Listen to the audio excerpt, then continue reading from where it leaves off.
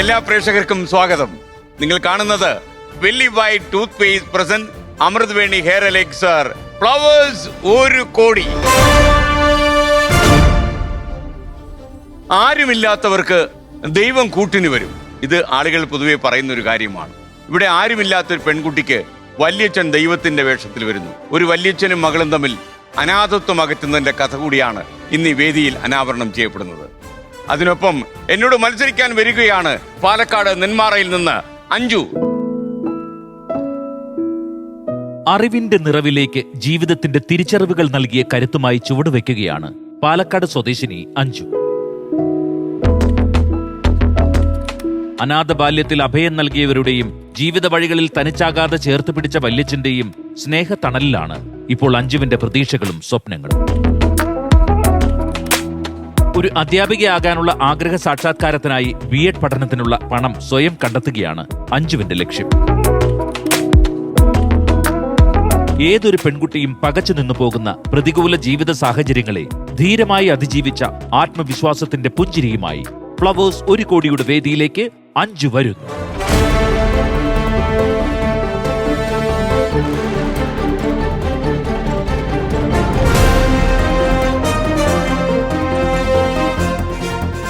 Hi കുട്ടാട്ടാ. നമസ്കാരം അഞ്ജു. അഞ്ജു നമസ്കാരം. നമസ്കാരം സർ.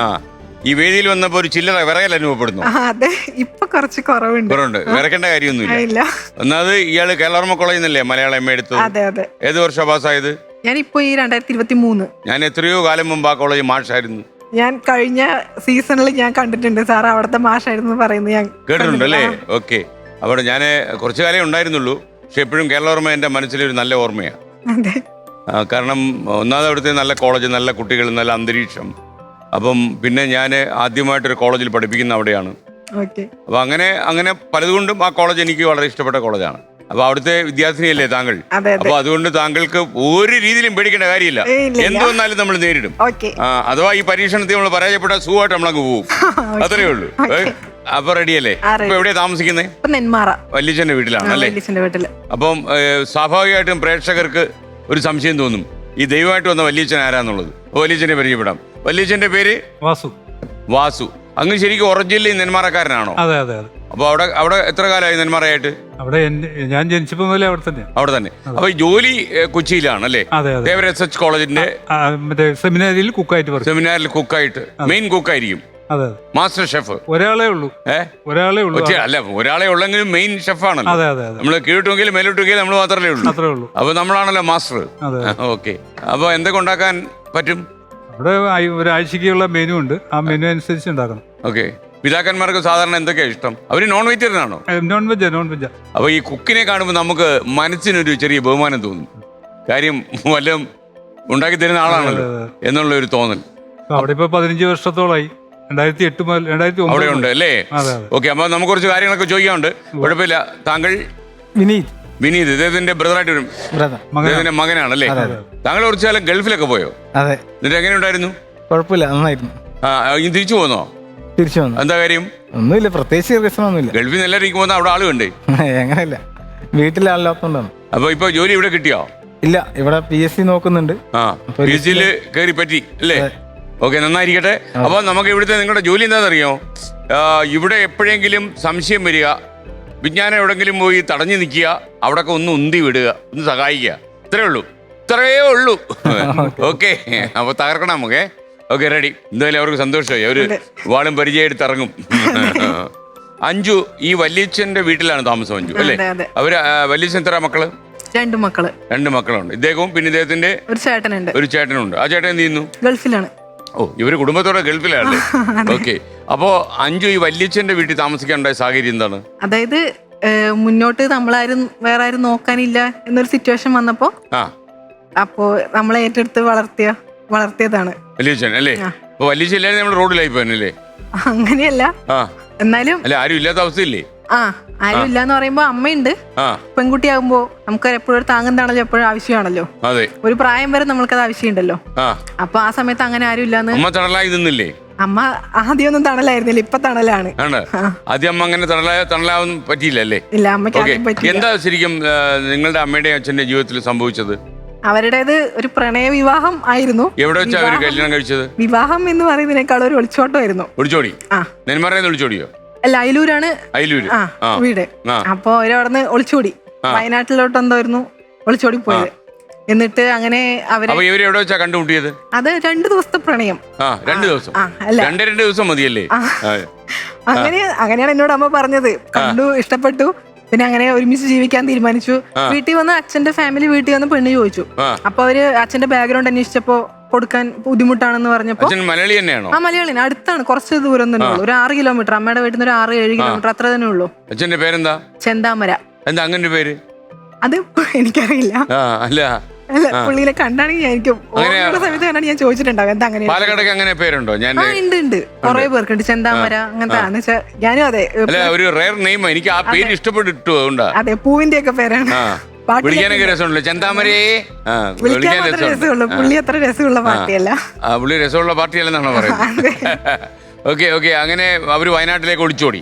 നേരെ ഓടാനുള്ള സാഹചര്യം ഇല്ലായിരുന്നു അവർക്ക്, വീട്ടുകാർ സമ്മതിച്ചില്ല. അല്ല, വീട്ടിൽ അന്ന് അന്വേഷിച്ചപ്പോ അച്ഛന്റെ ബാക്ക്ഗ്രൗണ്ട് ശരിയില്ലെന്ന് പറഞ്ഞിട്ട് അമ്മയുടെ അച്ഛൻ കെട്ടിച്ചു കൊടുക്കുന്നില്ല എന്ന് പറഞ്ഞാൽ എന്തായിരുന്നു അവര് കണ്ടെത്തിയത്?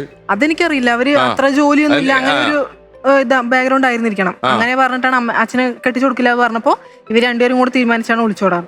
അമ്മ ബോൾഡാണോ? അല്ല, അല്ല, കരുത്തിയാണോ? അങ്ങനെ ഓടാനൊക്കെ തയ്യാറായി പോയി? അതറിയില്ല, അന്നത്തെ കാലഘട്ടമില്ല. പിന്നെ ചിലപ്പോ അറിയാൻ പറ്റില്ല, ഒരാളോട് ഇഷ്ടം തോന്നിയോണ്ട് ചിലപ്പോ അയാളിൽ വിശ്വസിച്ച് പോയതായിരിക്കും. അത് പോട്ടെ. എന്നിട്ട് വയനാട്ടിലെത്തിയിട്ട് വയനാട്ടിൽ പോയിട്ട് അവിടുന്ന് വീട്ടിൽ നിന്ന് ഒളിച്ചോടിന്ന് അറിഞ്ഞപ്പോ പിന്നെ അമ്മയുടെ അച്ഛൻ, വല്യച്ഛൻ അവരൊക്കെ കൂടിയാണ് അവിടെ പോയി അന്വേഷിച്ച് കണ്ടുപിടിച്ചിട്ട് വന്നത്. ശരിക്കും അച്ഛന്റെ ചേട്ടനാണോ ഇദ്ദേഹം? അല്ല, അമ്മയുടെ ചേച്ചിയുടെ ഭർത്താവ്. അമ്മയുടെ ചേച്ചിയുടെ ഹസ്ബൻഡാണ്. ഓക്കെ. വല്യച്ഛൻ എന്ന് പറയുമ്പോ പൊതുവെ എന്നോട് എല്ലാവരും ചോദിക്കുന്ന ചോദ്യം, വിവരദോഷിയാ ഞാനും ചോദിച്ചു എന്ന് പറഞ്ഞാൽ മതിയല്ലോ. എന്നിട്ട് ഇവിടെ കൊണ്ടുവന്ന് അവരുടെ രജിസ്ട്രേഷൻ വിവാഹം നടത്തി. രജിസ്ട്രേഷൻ നടന്നിട്ടുണ്ടോന്ന് എനിക്ക് കറക്റ്റ് ആയിട്ട് അറിയില്ല. കല്യാണം കഴിച്ചു കൊടുത്തു. ലീഗലി ഡിവോഴ്സ്ഡ് ഒന്നും അല്ല ഇപ്പൊ. അല്ല. അപ്പൊ എന്നിട്ട് കല്യാണം കഴിച്ചു കൊടുത്തു. പിന്നെ അവിടെ പിന്നെ ഒരുമിച്ച് താമസമായി. അവിടെ അച്ഛന്റെ വീട്ടിൽ തന്നെയായിരുന്നു. പിന്നെ അമ്മ തിരിച്ചു പോന്നോ?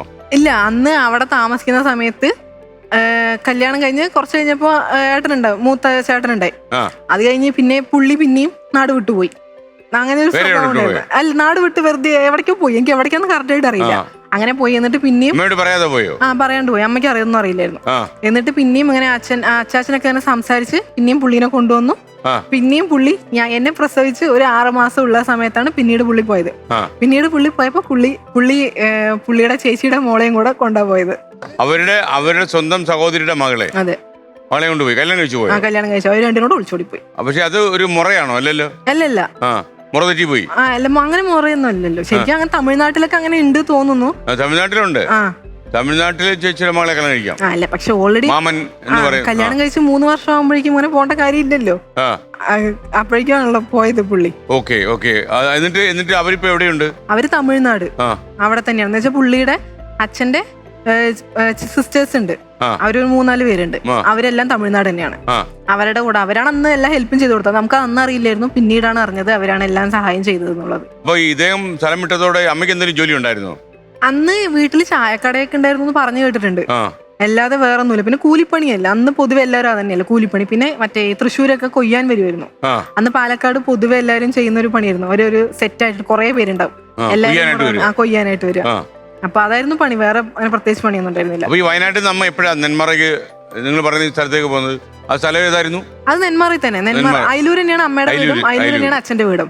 അത് കുറച്ച് അവിടെ നിന്ന് ഒരു സ്ഥലം ചെറിയൊരു ഡിഫറൻസ് ഉള്ളൂ എന്നുള്ളൂ. അവിടെ തിരിച്ചു വന്നു അല്ലേ? തിരിച്ചു വന്നു. നിങ്ങളെ കൊണ്ട് തിരിച്ചു വന്നു. അത് അവിടെ ഒരു പ്രശ്നമുണ്ടായി, വീട്ടിലൊരു പ്രശ്നമുണ്ടായി. എന്നുവെച്ചാൽ അവര് അത് ഒരു ഓല വീടായിരുന്നു. അച്ഛന്റെ വീട് ഒരു ഓല വീടായിരുന്നു. അവിടെ ഞാന്, അമ്മ, എന്റെ ചേട്ടൻ, പിന്നെ അച്ഛമ്മയായിരുന്നു ഉണ്ടായിരുന്നത്. അമ്മ പിന്നെ ഇങ്ങനെ ജോലിക്കൊക്കെ പോകുന്നോണ്ട് അമ്മ ഉണ്ടായിരുന്നു. ഞങ്ങൾ 3 പേര് തന്നെയായിരുന്നു അപ്പോഴും ഉണ്ടായിരുന്നത്. അപ്പോ അതൊരു പുറമ്പോക്ക് ഭൂമിയും കൂടിയായിരുന്നു. സ്വന്തമായിട്ട് ആധാരം അങ്ങനെ പട്ടയൊന്നും ഇല്ലാത്തൊരു സ്ഥലമായിരുന്നു. അപ്പൊ അവിടെ കുറെ കാലം ഇരുന്ന് കഴിയുമ്പോൾ ആ ഭൂമി സ്വന്തമായിട്ട് കൊടുക്കണം എന്നാണല്ലോ. എത്രയോ വർഷം ഇരുന്ന് കഴിഞ്ഞാൽ അങ്ങനെ ഒരു ഇതുണ്ടായിരുന്നല്ലോ. അപ്പൊ അതൊക്കെ കൊണ്ട് പേടിച്ചിട്ടായി അവര് ഇനിയിപ്പോ ഞങ്ങൾ ഇരുന്ന് കഴിയുമ്പോ അമ്മയുടെ പേർക്ക് എഴുതി കൊടുക്കേണ്ടി വരുമോ എന്നുള്ളൊരു സിറ്റുവേഷൻ അങ്ങനെ ഒരു ചിന്ത അവർക്ക് തോന്നിയതുകൊണ്ടാകാം. അച്ഛന്റെ ചേട്ടൻ ഞങ്ങള് രാത്രി ഒരു ദിവസം കിടക്കുന്ന സമയത്ത് വീട്ടിൽ വന്ന് അമ്മേനെ ആക്രമിക്കുകയും ചെയ്തത്. ഞാനും അമ്മയും കൂടെ ഉള്ളിൽ കിടക്കായിരുന്നു. ഒരു ബെഡ്റൂമാണ് ഉണ്ടായിരുന്നത്. അതിന്റെ ഉള്ളിൽ ഞങ്ങള് രണ്ടുപേരും കിടക്കുന്നു. ഏട്ടനും അച്ഛമ്മയും ഫ്രണ്ടില് സിറ്റ് ഔട്ട് പോലെ ഒരു സ്ഥലമുണ്ട്. അവിടെ കിടക്കുന്നു. അപ്പൊ രാത്രി വന്ന് വാതിൽ വന്ന് മുട്ടി, ഞങ്ങൾ വാതിൽ തുറന്നു പോയി. അപ്പോൾ മറ്റേ വലിയച്ഛൻ അച്ഛന്റെ ചേട്ടൻ അവര് വന്ന് എന്തോ കല്ലൊക്കെ കൊണ്ട് അമ്മനെ പുറത്തോട്ടൊക്കെ കുത്തി, പുറത്തിലൊക്കെ കുത്തി ഭയങ്കരമായിട്ട് ഹോസ്പിറ്റലിലായിരുന്നു. രാത്രി വന്ന് ആക്രമിച്ചിട്ട് അങ്ങനെയായിരുന്നു. പിന്നെ ഹോസ്പിറ്റലായിരുന്നു. അപ്പൊ അമ്മയുടെ ചേട്ടൻ ഉണ്ടായിരുന്നു. ഇപ്പൊ പുള്ളി ഇല്ല, ഇപ്പൊ പുള്ളി മരിച്ചു. ആ പുള്ളി ഉണ്ടായിരുന്നു. പുള്ളിയാണ് പറഞ്ഞത് ഇനി അവിടെ നിൽക്കണ്ട, അമ്മയ്ക്ക് അങ്ങനെ ഒരു സിറ്റുവേഷൻ വന്നപ്പോ ഇനി അവിടെ നിൽക്കണ്ട, നമുക്ക് നമ്മുടെ വീട്ടിലോട്ട് തന്നെ വരാന്ന് പറഞ്ഞിട്ട് അമ്മേനെ അമ്മയുടെ വീട്ടിൽ കൊണ്ടുവന്നത്. അപ്പൊ അങ്ങനെ ഈ അയിലൂർ വന്നു അല്ലേ? അയിലൂർ വന്നിട്ട് അവിടെ താമസമായി. അമ്മയുടെ വീട്ടിലായിരുന്നു ആദ്യം. ഒരു 4-5 വർഷത്തോളം അവിടെ തന്നെയായിരുന്നു. അപ്പൊ ഈ യഥാർത്ഥത്തിൽ നിങ്ങളുടെ ജീവിതം ഇങ്ങനെ ബുദ്ധിമുട്ടിലായത് എപ്പോഴാ? അമ്മയ്ക്ക് ജോലി ഇല്ലാതായോ? അമ്മ വിദ്യാഭ്യാസം ഇല്ലല്ലോ, ഇവരൊക്കെ 1ാം ക്ലാസ് വരെയല്ലേ പോയിട്ടുള്ളൂ. അപ്പൊ ജോലി എന്ന് പറയുമ്പോ പണ്ടായാലും ഇന്നായാലും വീട്ടു ജോലികൾ തന്നെ. ബുദ്ധിമുട്ട് എന്ന് പറയുമ്പോ ഇപ്പൊ നമ്മൾക്ക് 2 മക്കളാകുമ്പോ നോക്കാൻ വേറൊരു സഹായം അന്ന് ഉണ്ടായിരുന്നില്ലല്ലോ. അപ്പൊ നോക്കാൻ എന്തായാലും ബുദ്ധിമുട്ട് തന്നെ ആയിരിക്കുമല്ലോ. അപ്പൊ അമ്മ അങ്ങനെ ജോലിക്ക് പോകുമ്പോ ഞാൻ പെൺകുട്ടിയല്ലേ, വീട്ടിലെല്ലാം നിർത്തിയിട്ട് പോകാൻ പറ്റില്ല. അപ്പൊ നിർത്തിയിട്ട് പോകാൻ പറ്റില്ല എന്ന് പറഞ്ഞാൽ എന്നെ അങ്ങനെ ഒരു മഠത്തേക്ക് കൊണ്ടാക്കുക ചെയ്തത്. അപ്പൊ എന്റെ കാര്യം നോക്കണ്ടല്ലോ. പിന്നെ ഞാൻ മറ്റേ കന്യാസ്ത്രീമാരുടെ മഠത്തിലായിരുന്നു. അപ്പൊ എന്റെ കാര്യം നോക്കണ്ടെന്നുള്ള രീതിക്കാണ് എന്നെ അങ്ങനെ 3ാം ക്ലാസ്സിൽ പോകും. 6ാം ക്ലാസ് വരെ അവിടെ തന്നെയായിരുന്നു. അതിന് ഇടയ്ക്ക് ഞാൻ ചോദിക്കട്ടെ, ഈ അച്ഛനെ, ഈ പ്രസ്തുത അച്ഛനുണ്ടല്ലോ, ഈ അച്ഛനെ പിന്നെ കണ്ടോ എവിടെയും വെച്ച്? കണ്ടു. എവിടെ വെച്ച് കണ്ടു? 2 തവണ കണ്ടു. അതിന് ശേഷം ഒരു തവണ പോലീസ് സ്റ്റേഷനിൽ വെച്ച് ഈ അമ്മേനെ ആക്രമിച്ച പ്രശ്നം ഉണ്ടായ സമയത്ത് പോലീസുകാർ വിളിപ്പിച്ചു. ഇങ്ങനെ എന്ന് വെച്ചാൽ ആ വീട്ടിൽ നിന്ന് എന്തെങ്കിലും നമ്മൾക്ക് എന്ന് വെച്ചാൽ അവര് ഞങ്ങളുടെ സാധനങ്ങളൊന്നും വീട്ടിൽ നിന്ന് എടുക്കാൻ സമ്മതിച്ചില്ല, അവിടെ വരണ്ടെന്നുള്ള രീതിക്ക്. അപ്പൊ അങ്ങനെ വേണമെങ്കിൽ പുള്ളീനെയും കൂടെ വിളിച്ച് സംസാരിക്കണം എന്ന് പറഞ്ഞിട്ട് പുള്ളീനെയും മറ്റേ അവരുടെ പെങ്ങന്മാരെ എല്ലാവരും വിളിച്ചു. അങ്ങനെ പോലീസ് സ്റ്റേഷനിൽ സംസാരിച്ചുകൊണ്ടിരിക്കുമ്പോൾ പുള്ളീനോട് ഇങ്ങനെ സംസാരിച്ചു, നിങ്ങളുടെ മക്കളല്ലേ, നിങ്ങൾ നോക്കേണ്ട ഉത്തരവാദിത്വം ഉണ്ടെന്ന് പോലീസുകാർ ഇങ്ങനെ പുള്ളിനോട് സംസാരിച്ചു. അപ്പൊ പുള്ളിയുടെ ചേച്ചി പറഞ്ഞു, എന്റെ അനിയൻ ഇങ്ങനെ 2 മക്കളെ ജനിച്ചിട്ടില്ല, എന്റെ അനിയന്റെ മക്കളല്ലേ ഇവരെന്ന് പറഞ്ഞു അവിടെ വെച്ച് പറഞ്ഞു. പറഞ്ഞു ഞങ്ങള് ഫ്രണ്ടിലേക്ക് അവർ അപ്പുറത്തേക്ക് പോലീസുകാർ ഇപ്പുറത്തേക്ക് അങ്ങനെ സംസാരിച്ചുകൊണ്ടിരിക്കുമ്പോ. അഞ്ചു ആദ്യമായിട്ടാണോ അച്ഛൻ കാണുന്നത്? കാരണം ചെറിയ പ്രായത്തിൽ സ്ഥലം വിട്ടല്ലേ? അഞ്ചുവിന് എത്രാമത്തെ വയസ്സിലാണ് സ്ഥലം വിട്ടത് പുള്ളി? എനിക്ക് 6 മാസം ഉള്ളപ്പോ. 6 മാസം ഉള്ളപ്പോ. അപ്പൊ ഇത് എത്രാമത്തെ വയസ്സിലാണ് സംഭവിക്കുന്നത്? ഈ പോലീസ് ഇതൊരു 4ാം ക്ലാസ്സിലൊക്കെ അപ്പൊ അറിയാം അല്ലേ? അപ്പൊ അച്ഛൻ തള്ളി പറഞ്ഞു. പിന്നീട് അടുത്ത കാണല്ലേ എവിടെ വെച്ചായിരുന്നു? പിന്നെ അത് ഇതിന് ശേഷമാണോ ഇതിന് മുന്നെയാണോ എനിക്ക് കറക്റ്റ് ആയിട്ട് ഓർമ്മയില്ല. എന്നുവെച്ചാൽ അത് തമിഴ്നാട് വിരുന്നൊക്കെ പോയിരുന്നു. അന്നൊക്കെ അച്ഛന്റെ ഫാമിലിയായിട്ട് നല്ല കോണ്ടാക്ട് ആയിരുന്നു. നമുക്ക് അറിയില്ലായിരുന്നല്ലോ അവരാണ് സംരക്ഷിച്ചെന്ന് അറിയില്ല. അതൊരു പിന്നീട് ഒരു സന്ദർഭത്തിലാണ് നമുക്കത് മനസ്സിലായത്. അപ്പൊ അങ്ങയുടെ തമിഴ്നാട്ടിലോട്ട് പോയ സമയത്ത് ഒരു ദിവസം ഞാൻ ഉള്ളിലിരുന്ന് ഇങ്ങനെ, അവിടെ അമ്മായിമാരുടെ വീടാണ്. അപ്പൊ അവിടെ ഉള്ളിലിരുന്ന് TV കാണുന്ന സമയത്ത് അമ്മ പുറത്തിരിക്കുന്നു, പിന്നെ അമ്മായിമാരോട് സംസാരിച്ചുകൊണ്ടിരിക്കുന്നു. അപ്പൊ പുള്ളി അവിടെ വന്നിട്ടുണ്ടായിരുന്നു. അപ്പൊ പുള്ളി അറിയാതാണോ വന്നത്? എല്ലാം അറിഞ്ഞിട്ട് തന്നെ ആയിരിക്കും വന്നിട്ടുണ്ടാവുക, അറിയില്ല. അപ്പൊ എന്നെ വിളിച്ചു, അമ്മ പുറത്തോട്ട് വിളിച്ചു. ഞാൻ വന്നപ്പോ അപ്പൊ പുള്ളി എന്നോട് ചോദിച്ചു, ഞാൻ ആരാണെന്ന് അറിയുമെന്ന് എന്നോട് ചോദിച്ചു. അപ്പൊ ഞാൻ പറഞ്ഞു എനിക്കറിയില്ല, സംഭവം എനിക്ക് അറിയായിരുന്നു. ഞാൻ ഒരു ഫോട്ടോ പണ്ടൊന്നൊരു ഫോട്ടോ ഉണ്ടായിരുന്നു അമ്മന്റെ കയ്യില്. ഞാൻ പറഞ്ഞു എനിക്കറിയില്ല, മനപ്പുറം പറഞ്ഞു. അപ്പൊ എനിക്കറിയില്ല എന്ന് പറഞ്ഞാൽ ഉള്ളിലോട്ട് കയറിപ്പോയി. പിന്നെ കണ്ടിട്ടില്ല? ഇല്ല, പിന്നെ കണ്ടിട്ടില്ല. ഇല്ല കണ്ടിട്ടില്ല. ഇപ്പം അച്ഛൻ എപ്പോഴെങ്കിലും കാണണമെന്ന് തോന്നിയോ? ഇല്ല, തോന്നിയിട്ടില്ല. അന്വേഷിച്ചതുമില്ല? ഇല്ല, കാണേണ്ട ആവശ്യമില്ലല്ലോ. നമ്മളെ വേണ്ടെന്ന് പറഞ്ഞു പോയാൽ പിന്നെ നമ്മൾക്ക് അതിന്റെ ആവശ്യം ഇല്ലല്ലോ. ഓക്കെ. പുള്ളിക്കാരൻ ഒരിക്കലും അന്വേഷിച്ചിട്ടില്ലയോ ഈ MA ക്ലാസ്സിൽ പഠിക്കുന്നവരെ? അന്വേഷിക്കണമെങ്കിൽ അല്ല, ഞങ്ങൾ ഇവിടെ തന്നെയാണല്ലോ, അതിലൂർ തന്നെയാണല്ലോ. പുള്ളിക്ക് അന്വേഷിക്കണമെങ്കിൽ ഇങ്ങോട്ട് വരാലോ. അമ്മയുടെ വീട് കറക്റ്റ് ആയിട്ട് അറിയാം, ഞങ്ങൾ അവിടെ തന്നെയാണെന്ന് അറിയാലോ. അപ്പൊ പുള്ളിക്ക് അങ്ങോട്ട് ചേച്ചിയുടെ മകളിലെ അദ്ദേഹത്തിന് കുട്ടികൾ വല്ലതും ഉണ്ടോ? ഉണ്ട്, 2 പെൺകുട്ടികളാണ്. ഉണ്ട് അല്ലേ? അവരെയും കൊണ്ട്, അതായത് അയിലൂര് വേല എന്ന് പറഞ്ഞൊരു സംഭവം ഉണ്ട്. വിഷുവിന്റെ സമയത്ത് അത് അമ്മയായിരുന്നു സത്യം പറഞ്ഞ ഈ കൊയ്യാൻ പോയിരുന്ന പൈസയും കൊണ്ടായിരുന്നു ആ വീട്ടിലെല്ലാ ചെലവും നടത്തിയിരുന്നത്. ഇവര് വിഷു ആകുമ്പോ അച്ഛന്റെ പെങ്ങന്മാരെല്ലാരും ആ വീട്ടിലോട്ടാണ് വന്നുകൊണ്ടിരുന്നത്. അവരൊരു 4 പെങ്ങന്മാരും പിന്നെ ഇവിടെ കേരളത്തിൽ തന്നെയുള്ള 2 പെങ്ങന്മാരൊക്കെ ഉണ്ട്. അവരൊക്കെ കൂടെ എല്ലാവരും അവിടെ വന്നുകൊണ്ടിരുന്നത്. വേലയ്ക്ക് വരും. വിഷു വേല. അതെ, വിഷു കഴിഞ്ഞിട്ട് പിറ്റേ ദിവസമാണ് അയിലൂര് വേല. അപ്പൊ അത് 2നും കൂടെ വരാൻ വേണ്ടിട്ട് അവര് വന്നുകൊണ്ടിരുന്നത്. അപ്പൊ അങ്ങനെ വരുന്ന സമയത്ത് അമ്മായിമാരെ ഒരിക്കൽ ഈ കുട്ടീനെയും കൂടെ കൊണ്ടുവന്നു, മൂത്ത പെൺകുട്ടി. അപ്പൊ നമ്മൾക്ക് അറിയില്ലായിരുന്നു, അവർ അടുത്ത വീട്ടിലെ ബന്ധുക്കാരെന്ന് പറഞ്ഞ് കൊണ്ടുവന്നു. അവിടെ കൊണ്ടുവന്ന സമയത്ത് എന്റെ ഡ്രസ്സൊക്കെയാണ് കുട്ടിക്ക് ഇടാൻ കൊടുത്തത്. എന്റെ അത്ര തന്നെ ഉണ്ടായിരുന്നു. പിന്നെ ഞാൻ പൊതുവെ പൊക്കം കുറവായതുകൊണ്ട് ചിലപ്പോൾ ആ കുട്ടി ഇത്തിരി ഹൈറ്റ് ഉള്ളതുകൊണ്ടായിരിക്കാം. അച്ഛൻ നല്ല ഹൈറ്റ് ഉണ്ടായിരുന്നു. അപ്പൊ എന്റെ ഡ്രസ്സൊക്കെ ഇടാൻ കൊടുത്തു. പിന്നെ അന്ന് പോകുന്ന സമയത്താണ് അവർ പറയുന്നത് ഇത് അച്ഛന്റെ കുട്ടിയാണ് എന്ന് നമ്മളോട് പറയുന്നത്. അന്നാണ് മെയിൻ ആയിട്ട് പ്രശ്നം സ്റ്റാർട്ട് ചെയ്തത്. അതെ, അല്ല കൂടെ ഇത് അമ്മയോടാണ് പറഞ്ഞത്. ഇത് അച്ഛൻ ചെന്താന്നാണ് പറയുന്നത്. ഒരു കുട്ടിനെ കൊണ്ടുവന്നു, മൂത്ത കുട്ടിനെ മാത്രം കൊണ്ടുവന്നത്. ചെന്തയുടെ മകളാണെന്ന് പറഞ്ഞ അമ്മനെ പരിചയപ്പെടുത്തി കൊടുത്തു. അമ്മ റിയാക്ട് ചെയ്തോ? ഇല്ല, അമ്മയ്ക്ക് അത് പെട്ടെന്ന്, കാരണം നമ്മൾ പിന്നെ ഷോക്ക് ആവുമല്ലോ. അപ്പൊ അന്നാണ് ശരിക്കും പ്രശ്നം തുടങ്ങിയത്. കണ്ടു. എനിക്ക് ഓർമ്മയില്ല. അപ്പൊ 5 ക്ലാസ്സിൽ പഠിക്കുക അന്ന് ഞാൻ 3-ലെങ്ങാനും ആയിരിക്കും 3-ല്. Okay. അന്ന് അത്രേ ഉള്ളൂ. ഈ അപ്പൊ ഈ അച്ഛനോട് ഒരു വെറുപ്പ് തോന്നിയില്ലയോ? എന്നോടൊന്നും പുള്ളി ചെയ്തിട്ടില്ലല്ലോ. ഞാൻ വെറുപ്പ് എനിക്ക് അങ്ങനെ തോന്നിയിട്ടില്ല. ഇല്ല ഇല്ല. ഓക്കെ. കാരണം അങ്ങനെ എന്നോടൊരു തെറ്റും ചെയ്തിട്ടില്ലല്ലോ. അത് പുള്ളിയുടെ ഡിസിഷനാണ്. ഇങ്ങനെ പോണം എന്നുള്ളത് പുള്ളിയുടെ. അപ്പൊ നമുക്കിനി ഒരു കാര്യം ചെയ്യാലോ, നമുക്കിനി ബാക്കി കാര്യങ്ങളൊക്കെ പിന്നാലെ നമുക്ക് ചോദിക്കാം. അപ്പൊ അഞ്ജുവിന്റെ ജീവിതം എന്തായാലും വലിയ കുഴപ്പമില്ലാതെ നീങ്ങുന്നുണ്ടല്ലോ ഇപ്പൊ. അതെ, നീങ്ങുന്നുണ്ട്. അപ്പൊ നമുക്കിനി വലിയ കുഴപ്പമില്ലാതെ നീങ്ങാൻ പോകേണ്ടത് ഇനി മത്സരമാണ്. അതെ. ഓക്കെ. ഇപ്പൊ അഞ്ജുവിന് കുറെ പ്രശ്നങ്ങളുണ്ട് അഞ്ജുവിന്റെ ജീവിതത്തിൽ നിന്ന് എനിക്കറിയാം. ഒരു ഒറ്റപ്പെടലിന്റെ അവസ്ഥയൊക്കെ എനിക്ക് ഇമാജിൻ ചെയ്യാൻ പറ്റും. പക്ഷെ അഞ്ജു അനുഭവിക്കുന്ന പോലെ അതൊരു കഥയായിട്ട് മാത്രമായിരിക്കും ഞാൻ കേൾക്കുക. എന്നിരുന്നാലും ഞാൻ ചോദിക്കുക, എന്തിന് 1 കോടിയിൽ മത്സരിക്കാൻ വന്നു? പൈസ തന്നെയല്ലേ എല്ലാവരുടെയും മുഖ്യ പ്രശ്നം. അതാണോ, പൈസയ്ക്ക് വേണ്ടി മാത്രം വന്നാണോ, അതോ ഈ വിജ്ഞാനമൊക്കെ നാട്ടുകാരെ ഒന്ന് കാണിക്കാം? അങ്ങനെ ഐ മീൻ നോളജബിൾ പേഴ്സൺ. അല്ല, വിവരം കുറച്ച് കുറവാണെങ്കിലേ ഉള്ളൂ, കൂടുതൽ ഒരിക്കലും പറയില്ല. പൈസയുടെ കാര്യം പറഞ്ഞത്, പൈസ ഇനിയിപ്പോ ഇപ്പൊ ഞാൻ PG കഴിഞ്ഞു, ഇനിയിപ്പോ B.Ed ചെയ്യണല്ലോ. അപ്പൊ B.Ed ചെയ്യുമ്പോ പൈസ എന്തായാലും വേണം. ഇപ്പൊ അടുത്തൊരു കോളേജ് ഉണ്ട്, അവിടെ നല്ല പൈസ ഡൊണേഷൻ ആയിട്ടാണ് ചോദിക്കുന്നത് B.Ed-ന്. അതിപ്പോ എല്ലാ കോളേജിലും അങ്ങനെ തന്നെ ആയിരിക്കും. ഒട്ടുമിക്ക കോളേജ് 40-50 അത് തന്നെയാണ് എല്ലാവരുടെയും ചോദിക്കുന്നത്. അതെ, അത് ഫസ്റ്റ് ഇയർ പിന്നെ സെക്കൻഡ് ഇയർ അതേ ഫീസ് തന്നെ കെട്ടണം. പിന്നെ അല്ലാണ്ട് എക്സാം ഫീ വേറെ, അല്ലാണ്ട് കോളേജ് എല്ലാം മേടിക്കുന്നുണ്ട്. എന്ന് വെച്ചാൽ ഗവൺമെന്റ് കോളേജിൽ ഉണ്ടാവില്ല. പക്ഷെ ഞാൻ കാലിക്കറ്റ് യൂണിവേഴ്സിറ്റി പഠിച്ചോണ്ട് അതിൽ 4 ഗവൺമെന്റ് കോളേജാണ് കാലിക്കറ്റ് യൂണിവേഴ്സിറ്റിന്റെ അണ്ടറിലുള്ളത്. അല്ലെങ്കിൽ മെറിറ്റ് സീറ്റ് 4 സീറ്റേ ഉണ്ടാവുള്ളൂ. ബാക്കിയൊക്കെ റിസർവേഷൻ അങ്ങനെയുള്ള സീറ്റുകളായിരിക്കും. അപ്പൊ നമ്മൾക്ക് അഡ്മിഷൻ കിട്ടാൻ നല്ല ബുദ്ധിമുട്ടായിരിക്കും. റാങ്ക് ഉള്ളവർക്ക് കൊടുത്തിട്ടല്ലേ നമ്മൾക്ക് അഡ്മിഷൻ കിട്ടുള്ളൂ. അപ്പൊ ഈ യഥാർത്ഥത്തിൽ B.Ed പഠിക്കാൻ പൈസ വേണം. അപ്പൊ ആ പൈസ 1 കോടിന്ന് അടിച്ചു മാറ്റാന്ന് വിചാരിച്ചു വന്നാണ്. ഓക്കെ. അപ്പൊ വല്യച്ഛനെ ബുദ്ധിമുട്ടിക്കണ്ടെന്ന് വിചാരിച്ചിട്ടാണോ 1 കോടി മത്സരിക്കാം?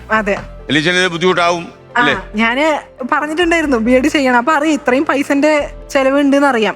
ഇത് ഒറ്റയടിക്ക് നമ്മളെ കൊണ്ടുവന്നാലും എടുക്കാൻ പറ്റില്ല. കാരണം നമ്മൾ അഡ്മിഷന് പോകുമ്പോ അപ്പൊ തന്നെ ആ ചോദിക്കുന്ന പൈസ അവിടെ കെട്ടണം. നമുക്ക് പിന്നീട് കെട്ടാന്ന് അവർ പറയില്ല. ഒറ്റ ഓപ്ഷനാണ്, അപ്പൊ തന്നെ പൈസ കിട്ടും, നമുക്ക് അപ്പൊ സീറ്റ് കിട്ടും. അത്രേ ഉള്ളൂ. അങ്ങനെ കൊടുക്കണമെങ്കിൽ നമ്മുടെ കയ്യിൽ വല്ലതും വേണം. ഒറ്റയടിക്ക് പറഞ്ഞോ നമുക്ക് ഫ്ലവേഴ്സ് 1 കോടി പോയിട്ട് മത്സരിച്ച് 1 crore അടിച്ചു മാറ്റാം എന്ന് പറഞ്ഞോ, അതോ പറഞ്ഞായിരുന്നോ? B.Ed-നുള്ള പൈസ എന്തായാലും ഇവിടെ കിട്ടുന്ന എന്താണ് ആ വിശ്വാസത്തിലാണോ വന്ന്? B.Ed-നുള്ള പൈസ രക്ഷിക്കട്ടെ. ഓക്കെ, നമുക്ക് അതേ പറയാൻ പറ്റൂ. കാരണം ഇതൊരു മത്സരവേദിയാണ്, നിങ്ങൾക്കറിയാം. പിന്നെ കുട്ടേട്ടനുണ്ട് സഹായിക്കാൻ. കുട്ടേട്ടാ, B.Ed-നുള്ള പൈസ ഇവിടുന്ന് കൊണ്ടുപോകാൻ വന്ന ആദ്യത്തെ മത്സരാർത്ഥിയാ അഞ്ജു. താങ്കൾ ശ്രമിച്ചു കഴിഞ്ഞാൽ തീർച്ചയായിട്ടും B.Ed-നുള്ള കാശ് ഇവിടെ നിന്ന് സംഘടിപ്പിക്കാൻ സാധിക്കും. ഇയാൾക്ക് മാത്രമല്ല, ഈ അയലത്ത് B.Ed പഠിക്കുന്ന ആൾക്കൂടെ പൈസ കിട്ടും. 1 കോടി അടിച്ചു മാറ്റാമെങ്കിൽ ഇയാൾക്ക് 1 കോടിയുടെ ആവശ്യമില്ലല്ലോ. ഓക്കെ. ഞാൻ ഗണിച്ചു നോക്കിയപ്പോൾ എവിടെയോ ഒരു സാധ്യത ഉള്ളതായി തെളിയുന്നു. അഞ്ജു ഹാർഡ് വർക്ക് ചെയ്ത് കഴിഞ്ഞാൽ തീർച്ചയായിട്ടും അഞ്ജുവിന് ഇവിടെ നിന്ന് ധാരാളം പണം കരസ്ഥമാക്കാൻ സാധിക്കും. അഞ്ജു നന്നായി മത്സരിക്കൂ. അഞ്ജുവിനെ കാത്തിരിക്കുന്നത് 1 കോടി രൂപയാണ്. വെൽക്കം. 1 കോടി രൂപ കയ്യിലോട്ട് തന്നു കഴിഞ്ഞാൽ ഇത് 1 കോടി ഉണ്ട്. അങ്ങോട്ട് എടുത്ത് തന്നു കഴിഞ്ഞാൽ ഇത് പെട്ടെന്ന് എണ്ണി എടുക്കാൻ പറ്റും 1 മണിക്കൂർ കൊണ്ട്? ഇല്ല, മാത്സിൽ കുറച്ച് വീക്കാണ്. മാത്സ് വീക്കാണ്. അപ്പൊ പിന്നെ ആൾക്കാരെ കൊണ്ടുവരേണ്ടി വരും അല്ലേ, മാത്സ് പഠിച്ചവരെ ഇത് എണ്ണി എടുക്കാൻ. അപ്പൊ അത് നമുക്ക് നോക്കാം. അപ്പൊ എങ്ങനെയാ മത്സരിക്കുന്നത്? 10 ചോദ്യങ്ങൾ വഴി ഇത് മത്സരം കണ്ടിട്ടുണ്ടോ? കണ്ടിട്ടുണ്ട്. ഏറ്റവും ലേറ്റസ്റ്റ് ആയി കണ്ടേതാ? അഖിലുണ്ട്. ആളെ അടിപൊളിയായിരുന്നു. നെന്മാറക്കാരൻ തന്നെയാണല്ലോ. നെന്മാറക്കാരാണ് ഇപ്പൊ ഇവിടെ, അതിന്റെ ഒരു സീസണായി ഇപ്പൊ. മഞ്ഞമ്മൽ പാലത്തിന്റെ മേളിൽ ഇരുന്നാണ് അവൻ കാര്യങ്ങൾ പറഞ്ഞത്. താങ്കളെ പാലത്തിൽ നിന്ന് താഴെ ഇറങ്ങിന്ന കാര്യം പറയുന്നത് അല്ലേ? ഓക്കെ. 20 ചോദ്യങ്ങൾ വഴി 1 കോടി പോകാം അല്ലെ? എന്നാലും 1 കോടി വേണം, അവിടെ എത്തണം. അപ്പൊ ടെൻഷൻ ഉണ്ടോ? ടെൻഷൻ ഇപ്പൊ കുറച്ച് കുറവുണ്ട്. വന്നപ്പോ വലിയ ടെൻഷൻ. ഇപ്പൊ പയറ് പോലെ സംസാരിക്കുന്നത്, ഒരു ടെൻഷനും ഇല്ല. വലിയ കണ്ടില്ലേ ഇതുപോലെ ഇത്രയും അനർഗളമായിട്ട് എപ്പോഴും ഒഴുകിയിട്ടുണ്ടോ ഇത്? അല്ലേ? അതാണ്, ഒരു പ്രശ്നമില്ല. ഈ വേദി എന്ന് പറഞ്ഞാൽ വീട്ടിൽ നിന്ന് സംസാരിക്കുന്നല്ലേ ഉള്ളൂ, അല്ലാതെ ഷൂട്ടിംഗ് ആണെന്നൊന്നും ഈ ഇരിക്കുന്ന ക്യാമറകളൊന്നും കുട്ടിയുടെ പ്രശ്നമല്ല, അത് ക്യാമറക്കാരുടെ പ്രശ്നമാണ് അല്ലേ? ഓക്കെ. അപ്പൊ ആദ്യത്തെ ചോദ്യം 10,000 രൂപയുടെ ചോദ്യമാണ്. ആദ്യത്തെ ക്വസ്റ്റ്യൻ ഔട്ട് ആവത്തില്ലല്ലോ? Okay, monitor please. ഇനി പറയുന്നവരിൽ ഏത് നടനാണ് അടുത്തിടെ തമിഴക വെട്രി കഴകം എന്ന രാഷ്ട്രീയ പാർട്ടി പ്രഖ്യാപിച്ചത്? Option A Ajith Kumar, option B Vijay, option C Rajinikanth, option D Suriya. ആരായിരിക്കും ഉത്തരം? Option B Vijay. വിജയാണോ? വിജയ് ഫാനാണോ താങ്കൾ? അതെ, ഭയങ്കര ഫാനാ. ആണോ? ഓ, ചുമ്മാതല്ല. അപ്പം വിജയുടെ സിനിമകളെ കാണാറുള്ളൂ? എല്ലാ സിനിമയും തിയേറ്ററിൽ പോയി കാണുന്ന ഭയങ്കര ആഗ്രഹം ആണോ? നിങ്ങൾ ഈ നെന്മാറ പാലക്കാടുള്ളവരെല്ലാം വിജയ് ഭയങ്കര കട്ട ഫാൻസ് ആണ്. തമിഴ്നാടിന്റെ ഒരു ബോർഡർ അല്ലേ ഏകദേശം പാലക്കാട്? അത് പണ്ടല്ലേ? അല്ലല്ല, ഇപ്പോഴും ഏകദേശം അങ്ങനെയൊക്കെ തന്നെയാണ്. ഓക്കെ. അപ്പൊ ഈ പാർട്ടിയിൽ ഇദ്ദേഹം ഇറങ്ങിയത് അത്ര ഇഷ്ടപ്പെട്ടോ? എനിക്ക് കുഴപ്പമില്ല. ഇല്ല, കുഴപ്പമില്ല. അത് പുള്ളിയുടെ ഡിസിഷൻ അല്ലേ. അപ്പൊ ഇദ്ദേഹം പറഞ്ഞു ഇനി അഭിനയിക്കുന്നില്ല എന്നൂടെ പറഞ്ഞു. അതും പുള്ളിയുടെ ഒരു ഡിസിഷൻ. അപ്പൊ നിങ്ങൾക്ക് മിസ്സാവൂലേ?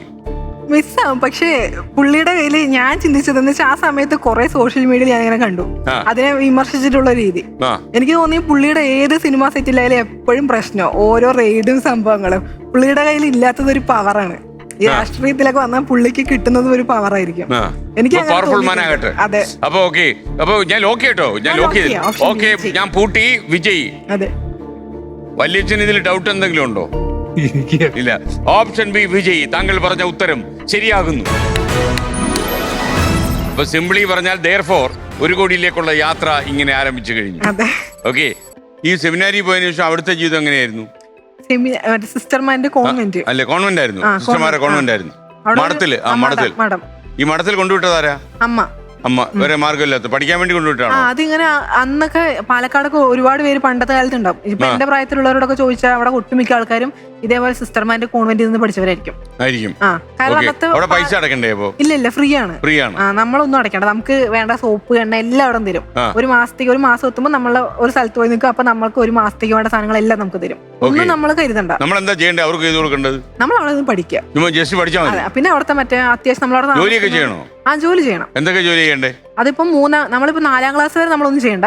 5 മുതൽ പിന്നെ നമ്മൾ എല്ലാ ജോലിയും ചെയ്യണം. അവിടെ മൊത്തം അടിച്ചു വിടണം, തുടയ്ക്കണം, പച്ചക്കറികള്, ഫുഡിന്റെ എല്ലാ കാര്യങ്ങളും നമ്മൾ തന്നെ ചെയ്യണം. പിന്നെ കാന വൃത്തിയാക്കണം, എല്ലാം ചെയ്യണം. അല്ല, ഈ ചെറിയ കുട്ടിയായിരിക്കും കാന വൃത്തിയാക്കുന്ന പരിപാടിയൊക്കെ ചെയ്യിപ്പിക്കും. അതൊക്കെ ചെയ്യിപ്പിക്കും. അപ്പൊ എത്രാം ക്ലാസ് വരെ എവിടെ ഉണ്ടായിരുന്നു ഈ മഠത്തിൽ? അവിടെ 6ാം ക്ലാസ് വരെ ഉണ്ടായിരുന്നു. അപ്പൊ ഈ ചേട്ടൻ എവിടെ പോയി? ചേട്ടൻ അന്ന് ആദ്യം ഒരു സമയത്ത് ഇതേ സമയത്ത് തന്നെ അവനെയും ഇതേപോലെ ഒരു അച്ഛമ്മ അന്ന് പറഞ്ഞു. അവൻ ഭയങ്കര ഇതായിരുന്നു, ചെറുപ്പത്തിൽ ഭയങ്കര ഉപദ്രവകാരിയായിരുന്നു. എന്ന് വെച്ചാൽ ചിലപ്പോ എന്നെയൊക്കെ കല്ലൊക്കെ എടുത്ത് കുത്തിയിട്ടൊക്കെ ഉണ്ട്. അച്ഛമ്മനെയൊക്കെ ഉപദ്രവിക്കും. അപ്പൊ അതുകൊണ്ട് അവനെയും കൂടെ അച്ഛമ്മ പറഞ്ഞു എനിക്ക് നോക്കാൻ പറ്റില്ല, മകനെ എവിടെയെങ്കിലും കൊണ്ടാക്കിക്കോന്ന് പറഞ്ഞിട്ട് അച്ഛമ്മ പറഞ്ഞപ്പോ അമ്മ അവനെയും ഒരു മടത്തി കൊണ്ടാക്കി. പക്ഷെ അവൻ അവിടെ തന്നെ സ്വയം ഒറ്റയ്ക്ക് എന്തോ ബസ് പിടിച്ച് വന്നു, അങ്ങനെ എന്തൊക്കെയോ ഞാൻ കേട്ടിരിക്കുന്നു. എനിക്ക് കറക്റ്റ് ആയിട്ട് അറിയില്ല അതിനെ കുറിച്ച്. ഉണ്ട്, കൂടെ ഉണ്ടെന്ന് പറഞ്ഞാൽ ഉണ്ട്. അത് കഴിഞ്ഞിട്ട് ഈ മഠത്തിൽ എങ്ങോട്ടാ പോയത്? പിന്നെ അവിടുന്ന് മതിലകം എന്ന് പറഞ്ഞൊരു വേറൊരു മഠത്തിൽ 6ാം ക്ലാസ് കഴിഞ്ഞ് മതിലകത്ത്. ആ മഠത്തിൽ ഇതുപോലെ ഫ്രീ ആയിട്ട് നമുക്ക് അവിടെ പക്ഷെ ഇത്രയും നമുക്ക് നമ്മുടെ സ്വന്തം വീട് പോലെയായിരുന്നു. 24 പിള്ളേരുണ്ടായിരുന്നുള്ളൂ. ആദ്യം നിന്നവിടെ 2500 മീതെ പിള്ളേരുണ്ടായിരുന്നു. 2500 കുട്ടികൾ അത്രയും ഉണ്ടായിരുന്നു. കൂടുതൽ അത്രയും ഉണ്ടായിരുന്നു. എന്ന് വെച്ചാൽ 1ാം ക്ലാസ് മുതൽ +2 പഠിക്കുന്ന പിള്ളേർ വരെ അവിടെ ഉണ്ട്. അപ്പൊ ഈ മഠത്തില് ഇവർക്കൊക്കെ ചെലവിന് അന്വേഷിക്കാൻ കുറെ പൈസ വേണമല്ലോ. അത് ഇപ്പൊ നമ്മൾക്ക് ഇപ്പൊ സൺഡേ ഒക്കെ ആണെങ്കിൽ പുറത്തുനിന്നൊക്കെ ഫുഡൊക്കെ ഉണ്ടാവും. ഇപ്പൊ പള്ളിയിലൊക്കെ കല്യാണം നടക്കുന്ന സമയത്ത് ഇങ്ങനെ കുറെ പേര് ഇങ്ങനെ ചെയ്യുമല്ലോ. മറ്റേ ഇത് ശരിക്കും ഏകദേശം ഒരു എന്റെ കൂടെ ഉണ്ടായിരുന്ന കുട്ടികൾ ഒട്ടുമിക്ക ആൾക്കാരും ഒന്നില്ലെങ്കിൽ അച്ഛൻ കൂടിയില്ലാത്തവർ അല്ലെങ്കിൽ അമ്മ കൂടിയില്ലാത്തവർ അങ്ങനെ അറിയുന്നതൊക്കെ തന്നെയായിരുന്നു. 2 ആളും കൂടിയുള്ള അധികം ആരും അവിടെ ഇല്ല. അഞ്ജുന് ഈ നേരത്തെ ഈ 6ാം ക്ലാസ് വരെ പഠിച്ച ഈ മഠത്തിലേ അപ്പൊ ഈ വസ്ത്രങ്ങളും അങ്ങനെയുള്ള സംഭവങ്ങളൊക്കെ ആരാ നോക്കിയിരുന്നു? വസ്ത്രങ്ങളൊക്കെ എനിക്കവിടെ ആദ്യം പോകുന്ന സമയത്ത് അധികം അങ്ങനെ നമ്മള് അച്ഛമ്മന്റെ മറ്റേ മുണ്ടൊക്കെ അടിച്ചിട്ടുള്ള മുണ്ടൊക്കെ വെച്ച് അടിക്കുന്ന ഷിമ്മീസ് അങ്ങനെയൊക്കെ ആയിരുന്നു. അപ്പൊ നമുക്ക് എന്ന് വെച്ചാൽ അമ്മയ്ക്ക് ഒന്നും അങ്ങനെ ഒരു വസ്ത്രം മേടിച്ചിടാനുള്ളൊരു ഇതില്ല, പൈസ ഇല്ലായിരുന്നു അല്ലേ. അപ്പൊ പിന്നെ അവിടുന്ന് പിന്നെ നമുക്ക് ഇപ്പൊ മതിലകത്തായിരുന്നപ്പോൾ അങ്ങനെ തന്നെയൊക്കെ ആയിരുന്നു. വെച്ചപ്പോ പുറത്തുനിന്നൊക്കെ ഉള്ള കുട്ടികളുടെ ഒക്കെ ഡ്രസ്സൊക്കെ നമുക്ക് പഴയതൊക്കെ മേടിച്ചു തരും ഇടാൻ വേണ്ടിട്ട്. സാധാരണ വീട്ടിലിടാനും അങ്ങനെയൊക്കെ ആയിട്ട് നമുക്ക് അങ്ങനെ കൊണ്ടുതരുമായിരുന്നു. അങ്ങനെ സഹായിക്കും. അവിടെ മതിലകത്ത് നിന്നപ്പോ അവിടെ ചുറ്റുമുള്ള ആൾക്കാരൊക്കെ എന്ന് വെച്ചാൽ ഇപ്പോ അവരുടെ വീട്ടിൽ മറ്റേ ബബ്ലൂസ് നിറങ്ങിയൊക്കെ അങ്ങനെയുള്ള സാധനങ്ങളൊക്കെ ഇല്ല. അധികം എന്തുണ്ടായാലും അത് അപ്പയും മഠത്തിലെത്തിക്കും. കാരണം അവിടെ 24 പിള്ളേരുള്ളൂ, വളരെ കുറച്ച് പിള്ളേരുണ്ടായിരുന്നുള്ളൂ. അപ്പൊ ശരിക്കും നമ്മളുടെ വീട് പോലെ തന്നെയായിരുന്നു അവിടെ നിൽക്കാൻ. നമുക്ക് മാതാപിതാക്കളൊക്കെ കാണാൻ വരുമോ? കാണാൻ വരും. എന്നെ ആദ്യമൊക്കെ അമ്മ തന്നെയായിരുന്നു. പക്ഷെ അങ്ങനെ അമ്മയ്ക്ക് അങ്ങനെ വരാൻ പറ്റും. കാരണം ഈ ജോലി അങ്ങനെ കൊയ്യാൻ പോകുന്ന പൈസ വേണം. പൈസ വേണം. പിന്നെ വരുമ്പോ എന്തെങ്കിലുമൊക്കെ നമുക്ക് മേടിച്ചിട്ടും വരണല്ലോ. അപ്പൊ അങ്ങനെ അധികം ഒന്നും കാണാൻ വന്നിട്ടില്ല. പിന്നെ ഒരു സമയത്താണ് ഒരു 5ാം ക്ലാസ് ഒക്കെ എത്തിയപ്പോഴാണ് വല്യച്ഛൻ കാണാൻ വരുന്നത്. അപ്പൊ ഈ അഞ്ജുവിന്റെ കാര്യങ്ങളൊക്കെ വല്യച്ഛന് ഏറ്റെടുക്കണമെന്ന് തോന്നാൻ കാര്യം എന്തുവാ? അഞ്ജു തനിച്ചാണെന്നുള്ള തോന്നലാണോ? തനിച്ചായിരുന്നല്ലോ. തനിച്ചാണ്. ഈ മഠമൊക്കെ ഒരു ഗ്യാപ്പ് വാക്വം ഫില്ല് ചെയ്യാനുള്ള സ്ഥലം മാത്രമായിരുന്നു അല്ലേ? അല്ലാതെ കാര്യമൊന്നുമില്ല. അല്ല, അതിപ്പോ നമ്മൾക്ക് താമസവും ഭക്ഷണവും നമ്മുടെ പഠനവും നടക്കണം. അപ്പൊ നമുക്ക് അങ്ങനെ ഒരു സേഫ്റ്റി ആയിട്ടുള്ള ഒരു സ്ഥലം. അപ്പൊ ഈ മതിലകത്ത് എത്രാം ക്ലാസ് വരെ പഠിച്ചു? മതിലകത്ത് 9ാം ക്ലാസ് പകുതി. വല്യച്ഛൻ വന്നത് അല്ല, ഞാൻ ആദ്യം നിന്ന മഠത്തിൽ പൂത്തറയ്ക്കലിനായിരുന്നു സ്ഥലത്തിന്റെ പേര്. അവിടെ നിൽക്കുമ്പോ തന്നെ വല്യച്ഛൻ വന്നായിരുന്നു. അവിടെ നിന്ന് വല്യച്ഛനാണ് പിന്നെ മതിലകത്ത് കൊണ്ടാക്കുന്നത്. അവിടെ സൗകര്യങ്ങൾ അധികമായിരുന്നു. പിന്നെ നമുക്ക് അവിടെ നിൽക്കുമ്പോൾ ശരിക്കും നല്ല സന്തോഷമായിരുന്നു, നല്ല ഹാപ്പി ആയിരുന്നു അവിടെ നിൽക്കുമ്പോൾ.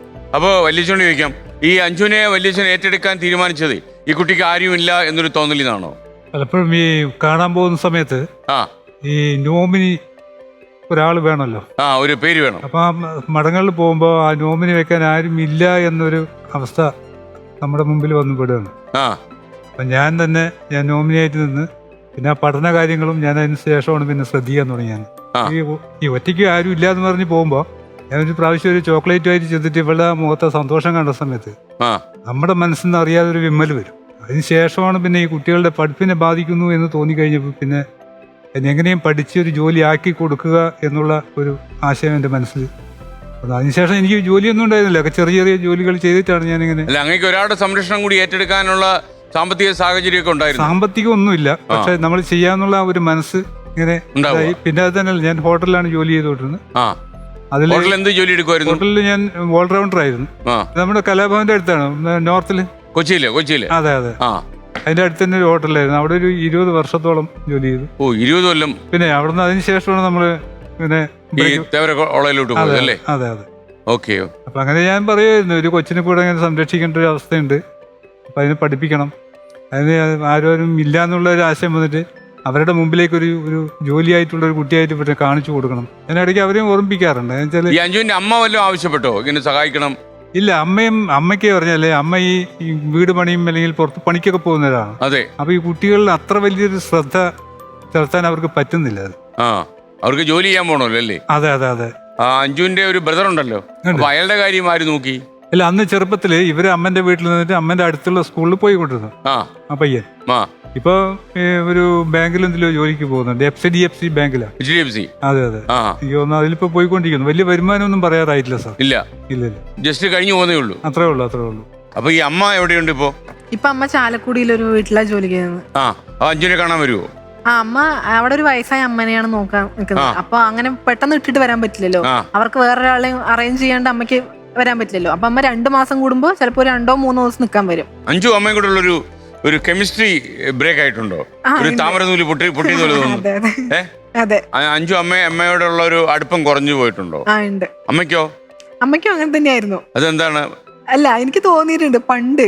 ഇപ്പൊ അങ്ങനെയല്ല, ഇപ്പൊ രണ്ടാളോട് ഈക്വൽ ആയിട്ടാണ് തോന്നിയിരിക്കുന്നത്. പണ്ട് അമ്മയ്ക്ക് ഏട്ടനോടാണോ കൂടുതൽ സ്നേഹം എപ്പോഴും എനിക്ക് തോന്നിയിട്ടുണ്ട്. അങ്ങനെ തന്നെ ആയിരുന്നു. അതെ, പണ്ട് അങ്ങനെയായിരുന്നു. ഇപ്പൊ അങ്ങനെയല്ല, മാറ്റമുണ്ട്. അതെ. അല്ല, അപ്പൊ അമ്മ ഇടയ്ക്കിടെ കാണണമെന്ന് തോന്നാറില്ലേ? ഒരെങ്കിൽ പ്രത്യേകിച്ച് അഞ്ജുവിന്റെ കൂട്ടുകാരികളൊക്കെ ഇല്ലേ, എമ്മയ്ക്കൊക്കെ പഠിച്ചവരോട് കൂട്ടുകാരില്ലേ? ഡിഗ്രിക്കാണോ പഠിച്ചത്? Nenmara NSS college. അവിടെ ഒത്തിരി കൂട്ടുകാരികളെ ഇല്ലായിരുന്നു. അപ്പൊ അവിടേക്ക് അമ്മമാരെ കാണുമ്പോൾ നമ്മുടെ അമ്മയൊന്ന് സ്നേഹിക്കണമെന്ന് തോന്നത്തില്ല? അത് തോന്നിയിട്ടുണ്ട് അമ്മയ്ക്ക്. പക്ഷെ ഇതൊന്നും സമയം അങ്ങനെ കിട്ടിയിട്ടില്ല. എന്ന് പറഞ്ഞാൽ അമ്മയ്ക്ക് ഇപ്പൊ വന്നു കഴിഞ്ഞാൽ ഒന്നില്ലെങ്കിൽ അന്ന് തന്നെ തിരിച്ചു പോകേണ്ടി വരും. ഇപ്പൊ രാവിലെ വന്നു കഴിഞ്ഞാൽ വൈകുന്നേരത്തിനുള്ളിൽ അവിടെ പോകണം, അങ്ങനെ ഒരു സിറ്റുവേഷൻ ആയിരുന്നു. അപ്പൊ വരുമ്പോ എന്റെ കൂടെ അമ്മ വരുമ്പോ അമ്മയുടെ കൂടെ പോയി നിൽക്കും. അമ്മ പോകുന്നവരെ അമ്മയുടെ കൂടെ തന്നെയായിരിക്കും. എന്ന് വെച്ചാൽ അമ്മയ്ക്ക് ഇപ്പൊ എന്തെങ്കിലും ആവശ്യങ്ങൾക്ക് മാത്രമേ വരാറുള്ളൂ. എന്നുവെച്ചാൽ ഇപ്പൊ അമ്മയ്ക്ക് വിധവാ പെൻഷൻ ഇപ്പൊ കിട്ടുന്നുണ്ട്. അപ്പൊ അതിന്റെ ഇങ്ങനെ പുതുക്കണം, അങ്ങനെയുള്ള സംഭവങ്ങളൊക്കെ ചെയ്യുമ്പോൾ അതിന് വേണ്ടിയിട്ട് ഞാൻ തന്നെ പോകണം. അമ്മയ്ക്ക് വിദ്യാഭ്യാസം ഇല്ലാത്തതുകൊണ്ട് നമ്മളൊരാൾ കൂടെ നിൽക്കണല്ലോ. അപ്പൊ അതിന് അമ്മന്റെ കൂടെ ഞാനാ പോകാറ്. അങ്ങനെ പോകുമ്പോ അമ്മന്റെ കൂടെ ഫുൾ ടൈം ഉണ്ടാവും. അപ്പൊ അഞ്ജുവിന്റെ ചേട്ടനെ അമ്മ സ്നേഹിക്കാൻ കാര്യം എന്തുവാ? അമ്മയുടെ കൂടെ എന്നും ഉണ്ടാവുന്ന ആളെന്നുള്ള നിലയിലാണ്. അത് പിന്നെ പൊതുവെ അങ്ങനെയാണല്ലോ, നോക്കില്ല ആൺമക്കളായിരിക്കും നോക്കുക എന്നുള്ള ധാരണയാണല്ലോ അമ്മമാർക്കൊക്കെ. അമ്മമാർക്കെന്നല്ല, അച്ഛന്മാർക്കും അങ്ങനെയൊക്കെ തന്നെയാണ് എല്ലാവർക്കും. ഓക്കെ, എന്തായാലും ഈ വല്യച്ഛന്റെ ഒരു സാന്നിധ്യം അഞ്ജുവിനൊരു വലിയ റിലീഫായി അല്ലേ? വല്യച്ഛൻ ഒരു വലിയ അവതാര പുരുഷനായിട്ട് കൂടെ ഉണ്ടല്ലോ.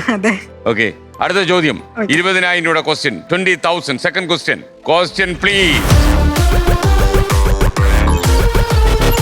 ഇനി പറയുന്നവയിൽ ഏത് തരം സ്ഥാപനങ്ങളിൽ വിജിലൻസ് നടത്തിയ മിന്നൽ പരിശോധനയായിരുന്നു ഓപ്പറേഷൻ സ്റ്റെപ്പിനി? ഓപ്ഷൻ എ തട്ടുകട, option B Akshaya centre, option C driving school, option D പാൽ സൊസൈറ്റി. ഡ്രൈവിംഗ് സ്കൂളാണോ എന്നൊരു സംശയമുണ്ട്. വിശ്വാസം ഉണ്ടെങ്കിൽ പൂട്ടാം. അത് പൂട്ടാ സാർ. പൂട്ടി. എന്തുകൊണ്ട് ഡ്രൈവിംഗ് സ്കൂൾ? സ്റ്റെപ്പിനി എന്ന് പറയുമ്പോ ഒരു ഏകദേശം വണ്ടിന്റെ ഒക്കെ ഒരു സംഭവം എന്തോ അല്ലേ? സ്റ്റാൻഡ് ബൈ സ്റ്റെപ്പിനി ടയർ കേട്ടിട്ടില്ലേ? അപ്പോ ഓപ്പറേഷൻ സ്റ്റെപ്പിനി ഡ്രൈവിംഗ് സ്കൂളുമായി ബന്ധപ്പെട്ട് കിടക്കുന്നു എന്ന് താങ്കൾ മനസ്സിലാക്കുന്നു അല്ലേ? Option C. കുഴയോ അഞ്ജു? ഇല്ല, സാറിനെ കണ്ടിട്ട് അങ്ങനെ കുഴയുന്ന പോലെ തോന്നുന്നില്ല.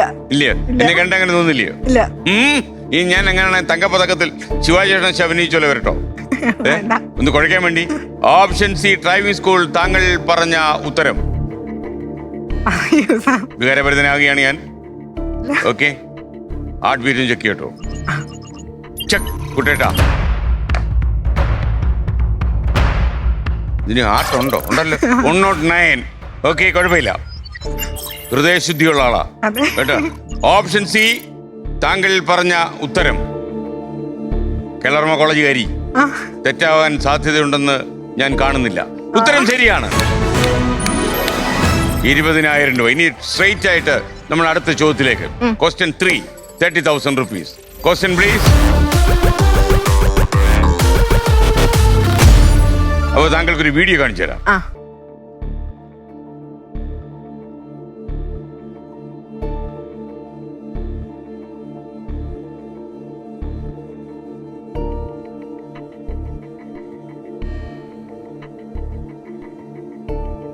ആരാണ് ഈ ചിത്രത്തിൽ അതുൽ കുൽക്കർണിക്ക് ശബ്ദം നൽകിയിരിക്കുന്നത്?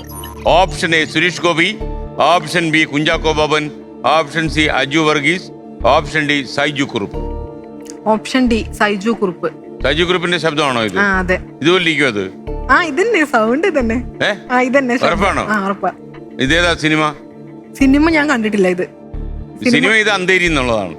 Option D Saiju Kurup. ഞാൻ ലോക്ക് കേട്ടോ, ആ ലോക്ക് ചെയ്യാം. ഞാൻ പൂട്ടി. പക്ഷെ കുട്ടി അഞ്ജു, ആ ഓ കേരളർമ കോളേജിൽ നിന്ന് വരുന്നൊരു കുട്ടി തോറ്റോടുന്നത് എനിക്കത് അത്ര അങ്ങോട്ട് സന്തോഷം വരുന്ന കാര്യമല്ല. ശരിയായിരിക്കും. വിജയിച്ചാൽ 30,000 രൂപ, തെറ്റിയാൽ വെറും 2,000 രൂപ, 2,000 rupees ഉള്ളി. പിൻവാങ്ങിയിരുന്നെങ്കിൽ കുറച്ചുകൂടെ പൈസ കിട്ടിയേനെ. ഓക്കെ.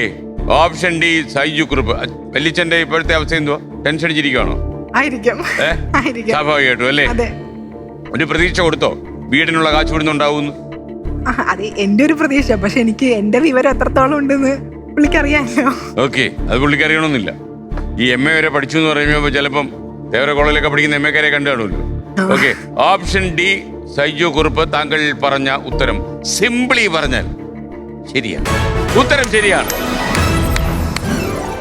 അപ്പൊ 30,000 രൂപയായി. ഇനി നമ്മൾ പറയൂ കുട്ടേട്ടാ. അഞ്ജുവിനോട് ഒരു കാര്യം ചോദിക്കാനുണ്ട്. ചോദിച്ചോളൂ. അഞ്ജു, ആ താങ്കൾക്ക് പനി വരുന്ന സമയത്ത് ഒരു പ്രത്യേക മാർഗത്തിലൂടെ ആ പനി മാറ്റാറുണ്ട് എന്ന് കുട്ടികൾ അതെന്താണ് മാർഗം? ഡോക്ടർ അഞ്ജു എന്ന് പറയൂ. അല്ല അതിപ്പോ ഓരോരുത്തർക്കും ഓരോ താല്പര്യമാണല്ലോ. എനിക്ക് പനി വരുമ്പോ എനിക്ക് ഐസ്ക്രീമിനോട് പൊതുവെ ഭയങ്കര താല്പര്യം കുറച്ച് കൂടുതലാണ്. അപ്പൊ പനി വരുമ്പോ എപ്പോഴും ഞാൻ ഐസ്ക്രീം കഴിക്കും. അത് പനി മാറുന്ന ഒരു വിശ്വാസം എപ്പോഴും. അപ്പൊ പനി മാറാൻ ഐസ്ക്രീം കഴിച്ചാൽ മതി? അതെ. അല്ല അത് എന്റെ ഒരു വിശ്വാസം. ഈ തല വെയിലത്ത് വെക്കരുത്. ഇല്ല. ഓക്കെ, റെഡിയോ? വേറാരും കേൾക്കാൻ വേണ്ട. വൈദ്യശാസ്ത്ര രംഗത്ത് ഒരു വെല്ലുവിളിയാ ഇങ്ങനെയൊക്കെ ഉള്ള ഒരു ഡയലോഗ്. അപ്പൊ ആരും പരീക്ഷിക്കരുത് ദയവ് ചെയ്ത്. ഓക്കെ. അപ്പൊ 40,000 രൂപയുടെ ചോദ്യത്തിലേക്ക് നമ്മൾ കടക്കുന്നു. 40,000. Question please. ദീപസ്തംഭം മഹാശ്വര്യം എന്ന പുസ്തകം രചിച്ച കലാമണ്ഡലം മോഹനകൃഷ്ണൻ ഏത് കലാരൂപത്തിന്റെ വ്യക്താവാണ്? Option A Kathakali Sangeetham, option B Bharatanatyam, option C Ottamthullal, option D Kerala Natanam. Option C Ottamthullal. ഓട്ടംതുള്ളലാണോ? ആ ഈ കലാമണ്ഡലം മോഹനകൃഷ്ണനെ കുറിച്ച് കേട്ടിട്ടുണ്ടോ? കേട്ടിട്ടില്ല. ദീപസ്തംഭം മഹാശ്ചര്യം എന്ന് പറഞ്ഞൊരു മൂവി ഇല്ലേ, ആ അതില് ഓട്ടംതുള്ളൽ തന്നെയാണല്ലോ. ഓ എന്നത്. ആ ഞാൻ പൂട്ടോ? ആ പൂട്ട. ഞാൻ പൂട്ടി. ആ അതെന്താ കഥകളി സംഗീതം പറയാതെ പോയത്? അല്ല ഞാൻ ദീപസ്തംഭം മഹാശ്ചര്യത്തിൽ പിടിച്ചു. അപ്പൊ പിടിച്ചതിന്റെ ഇപ്പൊ അനുഭവിച്ചോളും. അത് ഇപ്പൊ സെക്കൻഡ്സ് മാത്രമേ ഉള്ളൂ. അപകടം താങ്കളെ കാത്തിരിക്കുന്നു. അങ്ങനെ വിജയിച്ചാൽ 40,000 രൂപ, തെറ്റിയാൽ 3,000 രൂപ. വീടിന് ഉള്ള പൈസ ഇല്ല. പിൻവാങ്ങിയിരുന്ന കാര്യം പറയണ്ട, പിൻവാങ്ങിയില്ലല്ലോ, മുന്നോട്ട് തന്നെ കയറിയില്ലേ. ഓക്കെ. അപ്പൊ വീട്ടിലേക്ക് ഇങ്ങോട്ട് വന്ന എങ്ങനെയായിരുന്നു? ബസ്സിലാ വന്നത്. അങ്ങോട്ട് ഉള്ള ബസ് ഇപ്പൊ കാണും. ഓക്കെ. ഓപ്ഷൻ സി ഓട്ടംതുള്ളൽ എന്നാ പറഞ്ഞത്. അതെ. എന്താ ചെയ്യുക? എന്താ ആകെ പ്രശ്നമായല്ലോ. Option C Ottamthullal. അഞ്ജു ടെൻഷനാക്കണോ സാറേ? എനിക്ക് ടെൻഷനായി. ഞാനിപ്പോ അതുകൊണ്ടല്ലേ അത് അഞ്ജുവിന്റെ ടെൻഷൻ എങ്ങനെ കുറയ്ക്കാമെന്ന് ഞാനിങ്ങനെ ചിന്തയുടെ ലോകത്തേക്ക് കയറിയിരിക്കുക. പിന്നെ അഞ്ജു ടെൻഷൻ ആവണ്ട. അഥവാ ഇവിടുന്ന് പുറത്തായി പോയാലും ആരെങ്കിലും BEd പഠിക്കാൻ സഹായിക്കും, എനിക്ക് ഉറപ്പാ. അതാ കുട്ടേട്ടൻ ഗണിച്ചു പറഞ്ഞു. കുട്ടേട്ടൻ അല്പം ജ്യോതിഷോ കയ്യിലുണ്ട്. ഓക്കെ. അപ്പൊ അതുകൊണ്ട് വിഷമിക്കണ്ട. ഇപ്പൊ നമ്മൾ ചിലപ്പോ അപ്രിയമായ ഒരു തീരുമാനമാണെങ്കിലും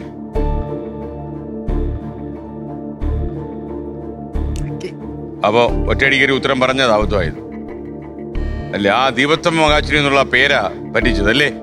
ഓക്കെ. ആ പറ്റിച്ചുകൊണ്ടൊരു ഗുണമുണ്ടായി. ഉത്തരം ശരിയാണ്. ഓക്കെ. ഓപ്ഷൻ സി ഓട്ടംതുള്ളൽ 40,000 രൂപ കൈ കിട്ടി. ഓക്കെ. അപ്പൊ പൈസ തന്നേ കേട്ടോ. പുറത്തായി ഉറപ്പിച്ചായിരുന്നു. പിന്നെ വളരെ സന്തോഷമായി. ഓക്കെ. അപ്പൊ എന്നിട്ട് വണ്ടി കയറി പോകുന്നതൊക്കെ അല്ലേ? ടെൻഷനായി. വല്യച്ഛൻ്റെ മുഖം കണ്ടതില്ല. എത്ര ദിവസത്തെ എപ്പിസോഡ് കണ്ടിട്ടുണ്ട്. ആരും ഈ ഒരു ഇത്രയും നേരത്തെ പോകത്തില്ല. അയ്യോ, വളരെ നേരത്തെ പോയവരൊക്കെ ഉണ്ട്. കഴിഞ്ഞ സീസണിൽ കഴിഞ്ഞ സീസൺ ആ സീസൺ തുടർച്ചയായത് 1ാമത്തെ ചോദ്യത്തിന് തന്നെ മനോഹരമായി ഔട്ടായി വീട്ടിൽ പോയവരുണ്ട്. അപ്പൊ ടെൻഷനായി. അങ്ങനെ കണ്ടിട്ടില്ല, അതുകൊണ്ട് ആ ഒരു ടെൻഷൻ. അപ്പൊ ഇനി കാണാൻ പോവാ. ഓക്കെ. അപ്പൊ നമുക്കൊരു കാര്യം ചെയ്യാം. 40,000 രൂപ ഞാൻ അങ്ങ് തരാം.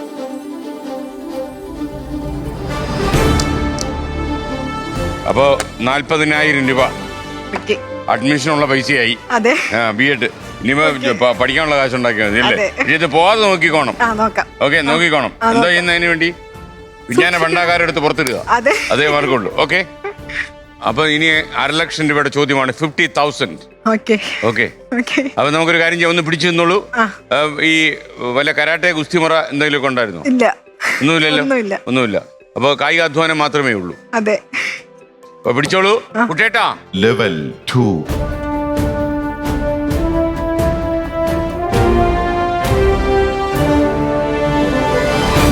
അപ്പൊ നമുക്ക് ചോദ്യത്തിലേക്ക് കിടക്കട്ടോ? കടക്കാം. അപ്പൊ എന്റെ മനസ്സുടക്കി നിൽക്കുന്നത് എവിടെയാണെന്നറിയോ?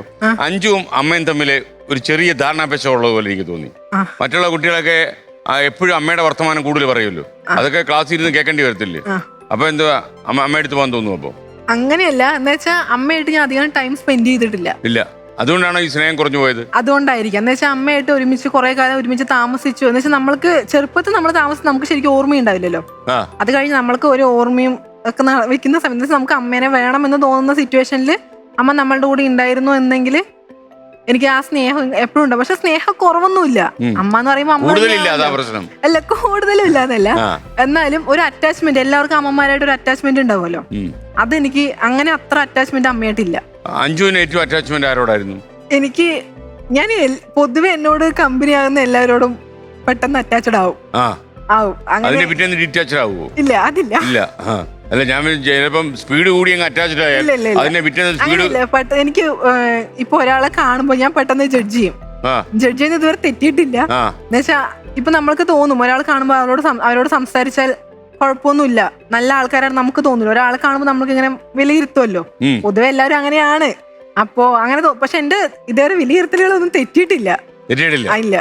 അപ്പൊ അമ്മയെ കുറിച്ച് ജഡ്ജ്മെന്റ് എന്തുവാ? അപ്പൊ അമ്മയ്ക്ക് സ്നേഹം ഇല്ലാന്നല്ല, സ്നേഹമുണ്ട്, പക്ഷെ പ്രകടിപ്പിക്കാൻ അറിയില്ല. എന്ന് വെച്ചാൽ അമ്മ ചെറുപ്പം മുതൽ ഇപ്പൊ ഞങ്ങളുടെ കാര്യങ്ങളൊക്കെ നോക്കി നടന്നിട്ടുണ്ടെങ്കിൽ അമ്മയ്ക്ക് അത് പ്രകടിപ്പിക്കാൻ. ഞാൻ ഒരു കാര്യം ചോദിക്കട്ടെ, ഈ അഞ്ജു ഡിഗ്രിക്ക് ഹോസ്പിറ്റലായിരുന്നല്ലോ, ആ ഡിഗ്രിക്ക് പഠിക്കുമ്പോ. അപ്പൊ ഹോസ്പിറ്റലിൽ കിടന്നപ്പോ അമ്മ വന്നിട്ട് പെട്ടെന്ന് പോകാനായിട്ട് ധൃതി കൂട്ടി. അപ്പൊ അഞ്ജുവിന് ഫീൽ ചെയ്തു, അടുത്ത ബെഡിലുള്ളവരൊക്കെ ചോദിച്ചു ഇതെന്താ ഇങ്ങനെ ഒരു അമ്മ? ചോദിച്ചു. എന്താ കാര്യം? അത് അന്ന് അമ്മയുടെ സിറ്റുവേഷൻ അങ്ങനെയായിരുന്നു. ജോലിക്ക് പോകണമെന്നുള്ളതാണോ? വൈകുന്നേരം തന്നെ പോകണം. അതിന്റെ ഉള്ളിൽ അവിടെ എത്ര 5 മണിയാകുമ്പോഴേക്കും അവിടെ എത്തണം എന്നുള്ളതായിരുന്നു. പക്ഷെ എന്നാലും ഞാൻ വയ്യാണ്. അന്ന് എനിക്ക് തല ഇറങ്ങി വേണം ഗ്ലൂക്കോസ് കയറ്റി കിടക്കായിരുന്നു. അപ്പോ ഏട്ടനെ കൂടി ഉണ്ടായിരുന്നു. ഇടയ്ക്കിടയ്ക്ക് ഉണ്ടാവാറുണ്ട്. അപ്പോ അങ്ങനെ ഇരിക്കുന്ന സമയത്ത് അമ്മ വന്നു. അപ്പൊ അമ്മ അന്ന് വേറെ എന്തോ ഒരു കാര്യത്തിന് വന്നാണ്, ഏട്ടൻ്റെ എന്തോ ഒരു കാര്യത്തിന് വേണ്ടി വന്നാണ്. അന്ന് ലീവ് എടുത്ത് വന്നാണ്. അപ്പൊ അതിന് പോയിട്ട് വന്ന് നമുക്ക് തിരിച്ചു പോകാനുള്ള സമയം. അപ്പോഴാണ് ഞാൻ ഹോസ്പിറ്റലിലാണെന്ന് അറിയുന്നത്. ബസ് സ്റ്റാൻഡിൽ തന്നെയാണ്, ഗവൺമെന്റ് ആശുപത്രി ആയിരുന്നു. ബസ് സ്റ്റാൻഡിൽ തന്നെയാണ് ആശുപത്രി. അമ്മ ബസ് സ്റ്റാൻഡിൽ നിൽക്കുന്ന സമയത്ത് ഞാൻ അവിടെ ഉണ്ടെന്ന് പറഞ്ഞപ്പോൾ അങ്ങോട്ട് വന്നിട്ട് 2 ട്രിപ്പ് കയറ്റണമായിരുന്നു. 1ാമത്തെ കയറ്റി കിടക്കായിരുന്നല്ലോ. അപ്പൊ അമ്മയ്ക്ക് പോകണം. അവിടെ വെച്ച് തന്നെ ഇങ്ങനെ പറഞ്ഞുകൊണ്ടിരിക്കുക. ഏട്ടൻ അപ്പോൾ രാവിലെ മുതൽ ഹോസ്പിറ്റലിൽ എൻ്റെ കൂടെ തന്നെ നിൽക്കുമായിരുന്നു. അങ്ങനെ ഞങ്ങൾ രാവിലെ എണീറ്റതും എനിക്ക് അന്ന് പനി ഉണ്ടായിരുന്നു. അപ്പോൾ വയ്യാണ്ടായി പെട്ടെന്ന് ഹോസ്പിറ്റലിൽ വന്ന് മരുന്ന് ഡോക്ടറിനെ കാണിച്ച് പുറത്തിറങ്ങുമ്പോൾ തല ഇറങ്ങി വീണ് അങ്ങനെ ഗ്ലൂക്കോസ് കയറ്റിയതാണ്. അപ്പോൾ അവനൊന്നും ചെയ്തിട്ടില്ല. രാവിലെ വന്നു, അങ്ങനെ നേരിട്ട് വന്നില്ല. അപ്പോൾ അവനൊന്ന് വീട്ടിൽ പോയിട്ട് അമ്മനോട് നിൽക്കാൻ പറഞ്ഞു. അപ്പൊ അമ്മയ്ക്ക് ധൃതിയായെന്ന് പറഞ്ഞിട്ട് അമ്മ പോണെന്ന് പറഞ്ഞപ്പോ അമ്മ അങ്ങനെ പോയപ്പോ അന്ന് എനിക്ക് വിഷമമായി. കാരണം ചോദിച്ചു, അല്ല എന്താ അമ്മ എന്താ ഇങ്ങനെ നിൽക്കുന്നത്? അമ്മമാര് കുട്ടികൾ മക്കളുടെ കൂടെ എപ്പോഴും നിൽക്കില്ലേ വേണ്ടത്? എന്താ അമ്മ പെട്ടെന്ന് ഇട്ടേച്ച് പോയതെന്ന് അങ്ങനെ ചോദിച്ചു. വിഷമമായി. ആ വിഷമം കുറച്ച് ദിവസം നിന്നോ? നിൽക്കും. എനിക്ക് പൊതുവെ വിഷമങ്ങൾ എന്ത് വന്നാലും ഞാൻ പെട്ടെന്ന് മറക്കില്ല. അത് മലയാളം അമ്മ പഠിച്ചോണ്ടാണോ? ആയിരിക്കാം. ചെറുപ്പം മുതലേ അങ്ങനെയാണ്. വിഷമങ്ങളൊന്നും മറക്കില്ല. വിഷമങ്ങൾ, സന്തോഷങ്ങൾ അധികം മറക്കാറില്ല. എല്ലാം അങ്ങനെ മനസ്സിൽ എപ്പോഴും വിഷമം അങ്ങനെ കനിഭവിച്ച് കട്ട പിടിച്ച് നിൽക്കും. ചില സമയത്ത് നല്ല ഗുണമാകട്ടോ, നല്ല ബെസ്റ്റ് ഫാമിലി എന്ന് ചെല്ലു പറയുമല്ലോ. സങ്കടപ്പെട്ട് നിൽക്കുക. ഓക്കെ, കുഴപ്പമില്ല. നമുക്കിനി 1,00,000 രൂപയുടെ ചോദ്യത്തിലേക്ക്. Okay, monitor please. ഇനി പറയുന്നവർ ഏത് രാജ്യത്തെ പുരുഷ ഫുട്ബോൾ ടീമാണ് സോക്കർ, കങ്കാരു എന്നീ 2 വാക്കുകളിൽ നിന്നും രൂപപ്പെട്ട സോക്കറൂസ് എന്ന വിളിപ്പേരിൽ അറിയപ്പെടുന്നത്? Option A New Zealand, option B Brazil, option C Ivory Coast, option D Australia. Option D Australia. Option D Australia. Australia. Option D Australia. പൂട്ടാമോ? ഞാൻ പൂട്ടാം. ഉറപ്പാണോ? ഉറപ്പാണ്. Option D Australia. ഞാൻ പൂട്ടി. You are under camera surveillance, മറന്നു പോരുതേ. Okay, option D Australia. തുറക്കട്ടോ? തുറക്കാം. B.Ed പഠിക്കാനുള്ള പൈസ ഇതിൽ നിന്ന് കിട്ടണേ. Option D Australia. താങ്കൾ പറഞ്ഞ ഉത്തരം. അഞ്ജു, നെന്മാറ വേല കണ്ടിട്ട് നിൽക്കുമ്പോ എന്താ തോന്നുന്നത്? സാധാരണ സന്തോഷം തോന്നുന്നു, വിഷമം തോന്നുന്നു? സന്തോഷം. ആണോ? അപ്പൊ നെന്മാറ വേലയ്ക്ക് മുമ്പുള്ള അന്തരീക്ഷത്തിലേക്ക് നമ്മൾ മടങ്ങുന്നു. Option D Australia. താങ്കൾ പറഞ്ഞ ഉത്തരം ശരിയാണപ്പ. You are correct. ഉത്തരം ശരിയാണ്. 1,00,000 രൂപ കിട്ടി. അപ്പോ പറയൂ കുട്ടേട്ടാ. അഞ്ജു, നിങ്ങളുടെ വീട്ടിൽ ഇടയ്ക്കിടയ്ക്ക് പുലി വരാറുണ്ടോ? അതുണ്ടോ? എവിടെ? നെന്മാറയിലോ? നെന്മാറയില് പുലി വരുവോ? പുലിന്ന് ഞങ്ങള് കണ്ടിട്ടില്ല, പക്ഷെ അടുത്ത വീട്ടിലുള്ളവര് കണ്ടിട്ടുണ്ട്. ആ കുട്ടികൾ കണ്ടിട്ടുണ്ട്. അതായത് പുലി വരുന്ന വെച്ചാൽ രാത്രികളിൽ വന്ന് നമ്മളുടെ വീട്ടിലൊക്കെ മറ്റേ പട്ടികൾ വളർത്തുന്നുണ്ടല്ലോ, അതിനെ മാത്രം എടുത്തിട്ട് പോയിട്ടുള്ളൂ. പട്ടി, ആട്. മര്യാദക്കാരല്ലേ പുലി? എന്ന് വെച്ചാൽ മനുഷ്യന്റെ രുചി അറിയാത്തോണ്ടായിരിക്കാം. ടേസ്റ്റ് അറിഞ്ഞിട്ടില്ല. അതെ. അപ്പൊ പേടിയില്ലേ അകത്ത് കിടക്കാൻ? അകത്തല്ല, നമ്മൾക്ക് പുറത്തിറങ്ങുമ്പോഴല്ലേ പേടിക്കേണ്ട കാര്യമുള്ളൂ. അകത്ത് കുഴപ്പമൊന്നുമില്ല. അതെന്തോ പുലിക്ക് വീട്ടിനകത്തോട്ട് കയറി കൂടെ? അല്ലേ, നമ്മള് വാതിലൊക്കെ സെക്യൂർ ചെയ്തിട്ടല്ലേ കിടങ്ങുന്നത്. ഒരു പുലിക്ക് വാതിലൊക്കെ അടിച്ചു കുടിക്കാൻ എളുപ്പമല്ലേ? ഇല്ല. അപ്പൊ അങ്ങനെ കുറെ തവണ ഉണ്ടായോ? നിങ്ങൾ എപ്പോഴും കണ്ടിട്ടുണ്ടോ രാത്രി പുലി വന്ന് നിൽക്കുന്നത്? ഞാൻ കണ്ടിട്ടില്ല, പക്ഷെ അടുത്ത വീട്ടിലെ കുട്ടികൾ കണ്ടത്. ഞങ്ങളുടെ വീട്ടിൽ തന്നെ 3 പട്ടീനെ കൊണ്ടുപോയിട്ടുണ്ട്. പുലിയാണെന്ന് ഉറപ്പാണോ? പുലിയാണെന്ന് ഇപ്പൊ ഞങ്ങള് ഇത് മറ്റേ വനം വകുപ്പിൽ ഞങ്ങൾ പറഞ്ഞിട്ടുണ്ടായിരുന്നു. വീട്ടിൽ നിന്ന് കൊണ്ടുപോയപ്പോ വീട്ടില് വന്നപ്പോ അവരുടെ നായുടെ മറ്റേ വയറ് മാത്രമോ കടിച്ചെടുത്തിട്ടുണ്ടായിരുന്നത്. അപ്പൊ ബാക്കി എന്ന് വെച്ചാൽ അപ്പൊ തന്നെ സൗണ്ട് കേട്ടപ്പോ ഏട്ടൻ ലൈറ്റ് ഇട്ടു. ലൈറ്റ് ഇട്ടപ്പോ പെട്ടെന്ന് എന്തോ ഓടിപ്പോണ സൗണ്ട് കേട്ടു. അപ്പൊ തുറന്നു. അതിന് മുന്നേ നായ പോയിരിക്കുന്നതുകൊണ്ട് നമ്മൾക്ക് പേടിയായിരുന്നല്ലോ, തുറന്നു നോക്കാൻ പേടിയാണല്ലോ. അപ്പൊ പിറ്റേ ദിവസം രാവിലെ എണീറ്റാ നോക്കിയത്. നോക്കുന്ന സമയത്ത് കിടക്കുന്നുണ്ട്. അപ്പൊ നമ്മള് അവരെ അറിയിച്ചു, വനംവകുപ്പിനെ അറിയിച്ചു. അവര് വന്നപ്പോ അവര് പറഞ്ഞത് ഇത് നായിക്കൊറ്റം എന്ന് പറഞ്ഞ ഒരു സാധനമാണ്, അതാണ് പിടിച്ചിട്ട് വന്നത് പറഞ്ഞത്. എന്താ സാധനം നമ്മൾക്കറിയില്ല, അവര് പറഞ്ഞ സാധനമാണ്. കാട്ടാനൊന്നും അല്ലല്ലോ, അല്ലല്ല, അരിക്കൊമ്പൻ പോലുള്ള സംഭവങ്ങളൊന്നും അല്ലല്ലോ അല്ലേ? ഓക്കെ, അപ്പൊ നമുക്ക് 60,000 രൂപയുടെ ചോദ്യത്തിലേക്ക് കിടക്കണ്ടേ? കിടക്കാം. B.Ed പഠിക്കണ്ടേ? 60,000 മോണിറ്റർ. അത് താങ്കള് കവിതയൊക്കെ പാടുവോ? ഇല്ല. ഇല്ല. ഇല്ല. കവിത വായിക്കുവോ? വായിക്കും. കവിതയെക്കാളും കൂടുതൽ നോവലാണ് വായിക്കുന്നത്. കവിത ഇഷ്ടമാണോ? കേൾക്കാൻ ഇഷ്ടമാണ്, മറ്റുള്ളവർ പാടുന്നത്. അപ്പൊ ഒരു കാര്യം ചെയ്യാം, ഒരു കവിത ഇപ്പൊ പാടാം നമുക്ക്.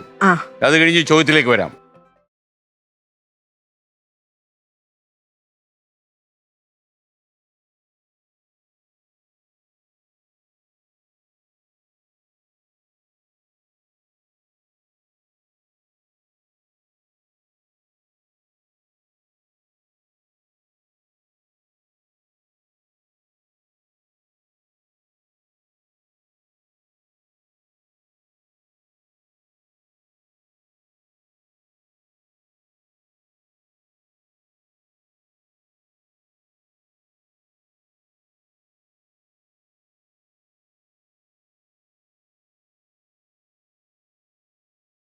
കേട്ടല്ലോ, ഈ കവിതയിൽ 9 ഭാര്യമാരെ കുറിച്ച് പറയുന്നുണ്ട്. കേട്ടല്ലോ, ശ്രദ്ധിച്ചായിരുന്നല്ലോ. ആ 9 ഭാര്യമാരുടെ പേര് ആണ് ചോദ്യം. അതല്ല ചോദ്യം. ചോദ്യത്തിലേക്ക് വരികയാണ്. ഇനി പറയുന്നവരിൽ ഏത് കവിയാണോ അദ്ദേഹം തന്നെ രചിച്ച കവിത ഇവിടെ ആലപിക്കുന്നത്? Option A P Bhaskaran, option B ONV Kurup, option C Changampuzha Krishnapillai, option D Sachidanandan. എനിക്കിത് സംശയമാണ്. ഈ ഭാസ്കരൻ അല്ലെങ്കിൽ സച്ചിദാനന്ദൻ ഒരു സംശയമാണ്. അവിടെ നമുക്ക് കുട്ടേട്ടന്റെ സഹായം എടുക്കാം. ആണോ? മലയാള എംഎക്കാരിക്ക് ഈ ശബ്ദം കേട്ട് മനസ്സിലായില്ലേ? ഇല്ല, എന്ന് വെച്ചാൽ കവിത ഇപ്പോൾ നമ്മൾ ഇങ്ങനെ കവികൾ പാടുന്നൊന്നും അങ്ങനെ കേട്ടിട്ടില്ലല്ലോ. കേട്ടിട്ടില്ല? ഇല്ല. അപ്പൊ നിങ്ങള് കവികൾ ആലപിക്കുന്ന കവിതകളെ കേട്ടിട്ടില്ല? പണ്ട് ക്ലാസ്സിൽ പഠിക്കുന്ന സമയത്ത്, ഡിഗ്രിക്ക് പഠിക്കുന്ന സമയത്തൊക്കെ ടീച്ചർ ഇങ്ങനെ പറഞ്ഞ് കേൾപ്പിച്ചു തന്നിട്ടുണ്ട്. പക്ഷെ എന്നാലും കേട്ടൊരു കവിയുടെ പേര് പറഞ്ഞു. ഏത് കവിയുടെ ആലാപനം കേട്ടിട്ടുണ്ടെന്ന് ഓർമ്മയില്ല. ഒന്നുമില്ല. നാരായണത്തുറാന്തൻ കേട്ടിട്ടില്ലേ? അത് കേട്ടിട്ടില്ല. മറ്റേ പറയപ്പറ്റ അതിന്റെ അല്ലേ? അത് കേട്ടിട്ടുണ്ട്. അത് മറ്റേ ഈ ഫോൺ മറ്റേ അങ്ങനെ അതായിട്ട് എടുത്ത് കേട്ടിട്ടില്ല. അല്ലാണ്ട് കേട്ടിട്ടുണ്ട്. കേട്ടിട്ടുള്ളൂ. അപ്പൊ പിടിവള്ളി വേണം. പിടിവള്ളി വേണം. കുട്ടേട്ടാ? Yes boss. അഞ്ജു, ആ. ഇത് കുട്ടേട്ടന്റെ ആദ്യത്തെ പിടിവള്ളി. ആ 2 ഓപ്ഷൻ പറയും, അതിൽ 1 ശരി ഉത്തരമാണ്. ഓക്കെ. ബി ONV കുറുപ്പ്, ആ സി ചങ്ങമ്പുഴ കൃഷ്ണപിള്ള.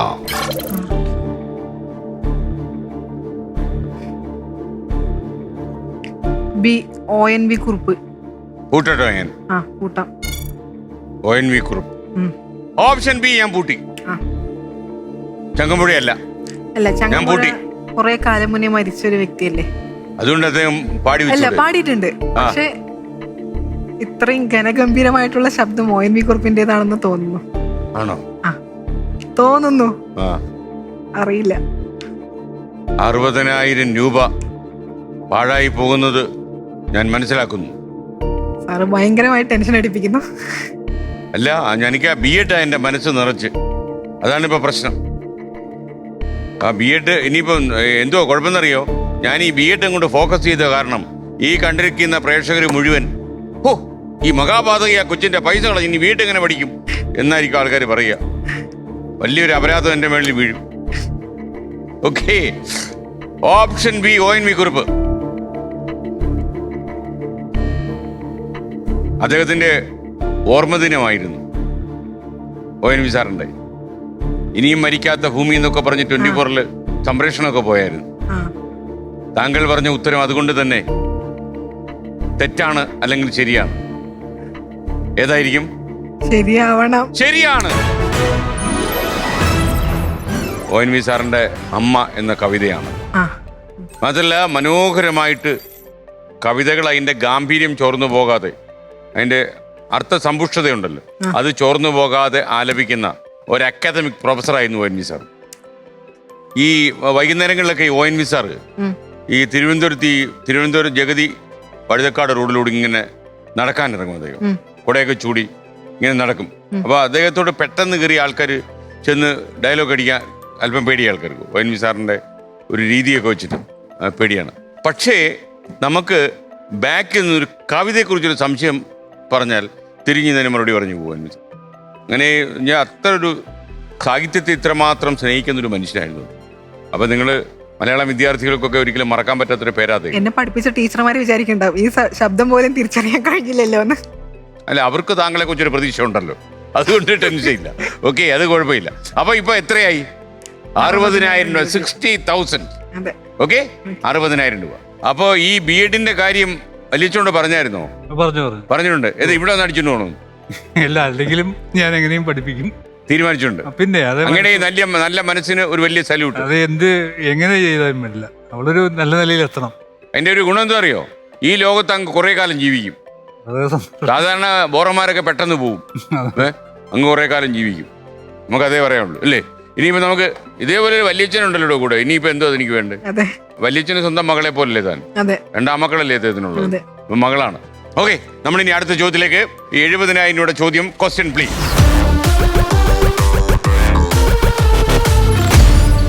ഇനി പറയുന്നതിൽ ഏത് ദ്രാവകത്തിന്റെ ഗുണമേന്മ കണ്ടെത്താനാണ് ലാക്ടോമീറ്റർ ഉപയോഗിക്കുന്നത്?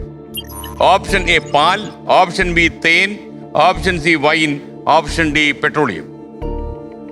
ഓപ്ഷൻ എ പാൽ. പാൽ കൂട്ടാട്ടോ? ഞാൻ കൂട്ടാം. ലോക്ക് ചെയ്യാമോ? ലോക്ക് ചെയ്യാം. 70,000 രൂപയുടെ ചോദ്യമാണ്. BEd ആണ് ശരണം. അതെ. പാല് കൂട്ടി. കൂട്ടാം. പാല് പിരിഞ്ഞു പോയാലുള്ള അവസ്ഥ അറിയാലോ? അതെ, അറിയാം. ഓക്കെ, അത് ഓപ്ഷൻ എ. 70,000 രൂപ കൈ കിട്ടുമോ എന്നുള്ള കാര്യം മലയാളത്തിൽ പഴഞ്ചൊല്ലി പറഞ്ഞ എങ്ങനെ വരാനുള്ളത്? വഴി തങ്ങില്ല. ഈ ഫ്ലവേഴ്സ് ഒരുവരുടെ വേദിയിലും തങ്ങാൻ സാധ്യതയില്ല. ഓപ്ഷൻ എ പാൽ. താങ്കൾ പറഞ്ഞ ഉത്തരം നല്ല ഒന്നാന്തരം ശരിയാണ്. അപ്പം 70,000 രൂപ കൈ കിട്ടി. ഈ അസ്വസ്ഥരായ നാട്ടുകാരെന്തെങ്കിലുമൊക്കെ പറയുമല്ലേ ഇങ്ങനെ, നിങ്ങളൊക്കെ നന്നായിട്ട് ജീവിച്ചു പോകുന്ന കാലത്ത് അല്ലേ? എവിടെയുള്ള ആൾക്കാരത്? അതിപ്പോ നാട്ടുകാര് പൊതുവെ എല്ലാവരും ഉള്ള നാട്ടുകാർ അങ്ങനെ തന്നെയാണല്ലോ. നാട്ടുകാർക്ക് സ്നേഹമില്ലേ തന്നോട്? അതെ, ഭയങ്കര സ്നേഹം കൂടുതലാണെങ്കിലേ കുഴപ്പമുള്ളൂ. പറയാൻ പറ്റില്ലടോ. നാട്ടുകാർക്ക് അവരെ അങ്ങ് സ്നേഹിക്കണം, മനസ്സ് നിറഞ്ഞങ്ങ് സ്നേഹിക്കണം. നമുക്കൊന്നും അറ്റം വരാൻ നമ്മൾ പൈസയൊന്നും കൊടുക്കണ്ടല്ലോ അവർക്ക് സ്നേഹിക്കാൻ. അത് അപ്പോൾ അവർ തിരിച്ച് സ്നേഹിക്കും. അതെ. നമ്മളല്ലാതെ ഇത് 1 വേ ട്രാഫിക് ആക്കി കഴിഞ്ഞാൽ അവർ മൈൻഡ് ചെയ്തില്ല. ഓക്കെ, നാട്ടിലൊക്കെ ഗുണമൊക്കെ ഉള്ള ഒരു കുട്ടിയാണ്, അവൾ പഠിച്ചു മിടിക്കായിട്ട് വരുന്നുണ്ട് എന്നൊക്കെ വിചാരിക്കണം നാട്ടുകാർ. വിചാരിക്കട്ടെ. ഓക്കെ, 80,000 രൂപയുടെ ചോദ്യത്തിലേക്ക് കടക്കുന്നു. Question please. ചോദിക്കാൻ മറന്നു, താങ്കളുടെ പഠിക്കുമ്പം അവിടുത്തെ മലയാളം എഡ്യൂക്കേഷൻ ഡിപ്പാർട്ട്മെന്റ് ആരായിരുന്നു? കേരളവർമ്മ കോളേജ് അതെ, രാജേഷ് മാഷ്. മാഷ് ഇപ്പോഴും ഇവിടെ ഇല്ലേ? ഉണ്ട്. മാഷ് ഇപ്പൊ ഈ 1 കോടി കണ്ടോണ്ടിരിക്കുകയായിരിക്കും. ആയിരിക്കാം. ഓ, മാഷ് വടി കയ്യിലെടുക്കുമല്ലോ മിക്കവാറും. ഓക്കെ, 80,000 രൂപയുടെ ചോദ്യത്തിലേക്ക് ഞാൻ കടക്കുന്നു. ഏത് രാജ്യത്തെ അധികൃതരാണ് 1974 അറ്റകുറ്റപ്പണികൾക്കായി 3000-ഓളം വർഷം പഴക്കമുള്ള റാംസസ് രണ്ടാമന്റെ മമ്മിക്ക് പാസ്പോർട്ട് അനുവദിച്ചത്? Option A Mexico, option B Egypt, option C Sudan, option D Turkey. നമുക്ക് പിടിവള്ളി എടുക്കാം. ആരുടെ പിടിവള്ളി വേണം? കുട്ടാട്ടനോട് ചോദിക്കാം. കുട്ടേട്ടനാണോ ബെസ്റ്റ്? അതെ. കുട്ടേട്ടാ. Yes boss. അഞ്ജു, ഇത് കുട്ടേട്ടന്റെ അവസാനത്തെ പിടിവള്ളി. 2 ഓപ്ഷൻ പറയും, അതിൽ 1 ശരി ഉത്തരമാണ്. A Mexico, B Egypt. അപ്പൊ മെക്സിക്കോ ഉണ്ട്, ഈജിപ്റ്റ് ഉണ്ട്.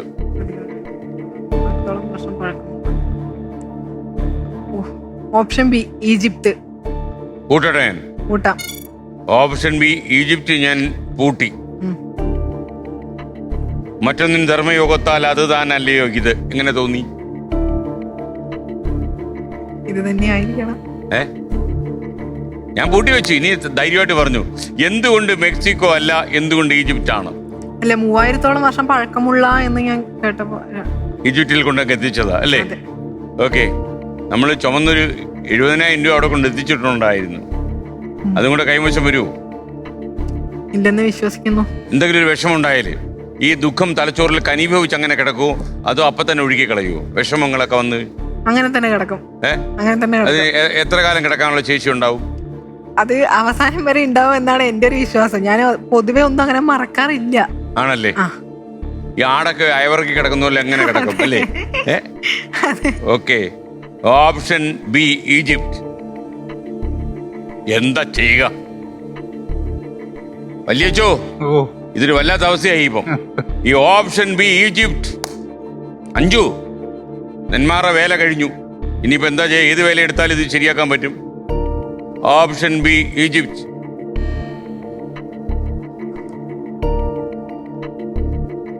എന്താ ചെയ്യുക? Option B Egypt. ടെൻഷൻ കാര്യമായിട്ടുണ്ടല്ലേ? നമുക്കൊന്ന് നോക്കണം, ഒന്ന് ചെക്ക് ചെയ്ത് നോക്കണം കൂടുതലാവുന്നു. കുട്ടേട്ടാ, വേഗം ഒന്ന് ചെക്ക് ചെയ്തോ. അയ്യോ, 144. അവിടെ നിൽക്കട്ടെ. എന്റെ അമ്മ ഉത്തരം ശരിയാണ്, ഈജിപ്റ്റ് ആണ് കേട്ടോ. Option B Egypt. അല്ലെങ്കിൽ ചിലപ്പോൾ ആട്ടടിച്ചു പോകില്ലേ? ഓക്കെ, ഓപ്ഷൻ ബി ഈജിപ്റ്റ് ശരി ഉത്തരം. 80,000 രൂപ കയ്യിലുണ്ട്. റിലാക്സ്. വെള്ളം കുടിക്കണോ? വേണ്ടല്ലോ. ബോസ് പറയൂ കുട്ടേട്ടാ. അഞ്ജു, താങ്കൾ ഒരു പൂച്ച കാരണം താങ്കളുടെ യൂണിവേഴ്സിറ്റി എക്സാമിനെ ബാധിച്ച ഒരു സംഭവം ഉണ്ടല്ലോ. ഉണ്ടായിട്ടുണ്ട്. പൂച്ച എന്ത് പറ്റി? അതായത് ഞങ്ങളുടെ വീടിന്റെ ഫ്രണ്ടില് പോത്തുണ്ടി ഡാമിന്റെ കനാലുണ്ട്. അതിലൊരു ദിവസം അലക്കുന്ന സമയത്ത് ഒരു പൂച്ച ഒഴുകി വന്നു. ആരോ വെള്ളത്തിലെടുത്തിട്ടാണ് തോന്നുന്നു. ഡാമിൽ ഒഴുകി വന്നു? അല്ല, കനാലാണ്. പോത്തുണ്ടി ഡാമിന്റെ കനാല്. അപ്പൊ അത് അതിനകത്ത് ഒഴുകി വന്നപ്പോ ഞാൻ അതിന് വെള്ളത്തിൽ കിടന്നത് പടയുന്ന കണ്ടിട്ട് ഞാൻ രക്ഷിച്ചു. രക്ഷിച്ചപ്പോ കുഴപ്പമൊന്നും ഉണ്ടായിരുന്നില്ല. അത് നല്ല കമ്പനി ആയിരുന്നു. എന്നിട്ട് അതിന്റെ ഞാൻ മറ്റേ തുണിയൊക്കെ ഇട്ട് തുടച്ച് നല്ല വൃത്തിയാക്കി വീട്ടിലേക്ക് കൊണ്ടുപോയി. വീട്ടിലൊരു പട്ടിയുണ്ട്. അപ്പൊ വീട്ടിൽ കൊണ്ടുപോയപ്പോ പട്ടി ഇതിനെ ഓടിച്ചു. പൂച്ചനെ കണ്ട ഒരു ശത്രുക്കളാണെന്നാണല്ലോ പൊതുവെ. അപ്പൊ ഈ പട്ടി പൂച്ചനെ ഓടിച്ച സമയത്ത് ഞാനപ്പോ പൂച്ച പേടിച്ച ഒരു സൈഡിലേക്ക് വേഗം ഒരു സൈഡിൽ പോയിരുന്നു. ഞാനപ്പോ പട്ടീനെ കെട്ടിയിട്ടിട്ട് പൂച്ചനെ ഒന്ന് ആശ്വസിപ്പിക്കാൻ വേണ്ടി പോയതാണ്. ഞാൻ കൈ ഇങ്ങനെ ഒന്ന് കാണിച്ചോളൂ, തൊടാൻ വേണ്ടി ഇങ്ങനെ കാണിച്ചോളൂ. കയ്യിൽ ചാടി കയറി പിടിച്ച് ഫുള്ള് കടിച്ചു. കൈ ഫുള്ള് കടിച്ചു. ഈ തള്ളവിരലില് ഫുള്ളായിട്ട് ഉള്ളിലോട്ട് നന്നായിട്ട് മുറിവായി. അത് ഈ കൈ ഫുള്ള് മുറിവായിരുന്നു. അതിന് 2 ദിവസം കഴിഞ്ഞ് എനിക്ക് എക്സാം ആയിരുന്നു. ഫസ്റ്റ് സെം എക്സാം ആയിരുന്നു. അതിന് പോയപ്പോ എനിക്ക് നേരെ മര്യാദക്ക് പരീക്ഷ എഴുതാൻ പറ്റിയില്ല. പേന ഈ 2 വിരലും നല്ല മൊത്തത്തില് ഡാമേജ് ആയിരുന്നു. കൈ ഫുള്ള്. ഡോക്ടറിനെ ചോദിച്ചു, ഇത് പൂച്ച തന്നെ കടിച്ചാണ് ഇങ്ങനെ കടിച്ചതെന്ന് കണ്ടിട്ട്. അപ്പൊ എന്നിട്ട് പേന ഇവിടെ അടിയിൽ വെച്ചൊരു അഡ്ജസ്റ്റ്മെന്റിൽ ഇങ്ങനെ വിരലിൽ കൊണ്ട് ഇങ്ങനെ പിടിച്ച് അങ്ങനെ ഞാൻ എക്സാം എഴുതിയത്. ഒരു 4-5 ക്വസ്റ്റ്യനോളം എനിക്ക് അറ്റൻഡ് ചെയ്യാനേ പറ്റിയില്ല. അത്ര എന്ന് വെച്ചാൽ ആ ഒരു ഫസ്റ്റ് സെം ഫുൾ എക്സാം അങ്ങനെ പറ്റി. ഒരു ഏകദേശം ഒരു 2-3 ആഴ്ചയോളം എനിക്ക് ഈ തള്ളവിരലിലെ വേദന ഏകദേശം 1.5 മാസത്തോളം ഉണ്ടായിരുന്നു. അതെ, ചെറിയ കുട്ടിയായിരുന്നു. അപ്പൊ നമ്മൾ അത്രയും ഉപദ്രവകാരിയാണ് നമ്മൾ വിചാരിക്കില്ലല്ലോ. വല്ലാത്ത കഷ്ടമായി പോയതല്ലോ. ഓക്കെ, അപ്പൊ നമുക്കൊരു കാര്യം ചെയ്യാം. ഒരു ഇടപാട് തീർക്കാനുണ്ട്. 40,000 രൂപ തരാനില്ലേ? ആ തരാം. അപ്പൊ അത് വാങ്ങിക്കാൻ എന്താ എല്ലാം മറന്നുപോയോ? ആ പൂച്ചയുടെ കാര്യം ഓർത്തപ്പോ പോകുന്നതിന് മുന്നേ പൈസ വാങ്ങിട്ടേ പോകുള്ളൂ. അതേ ഉള്ളല്ലേ? പൈസ കാര്യത്തിലൊക്കെ മിടിക്കുകയാണോ? അതെ.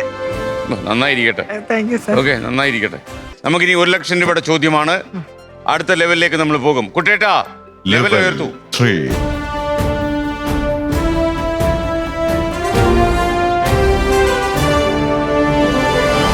അപ്പൊ ചോദ്യത്തിലേക്ക് മോണിറ്റർ. ഇനി ഒരു ചോദ്യം, ഒരു സാഹിത്യ വിദ്യാർത്ഥിക്ക് അറിയാൻ സാധ്യതയുള്ള ഒരു ചോദ്യമാണ്.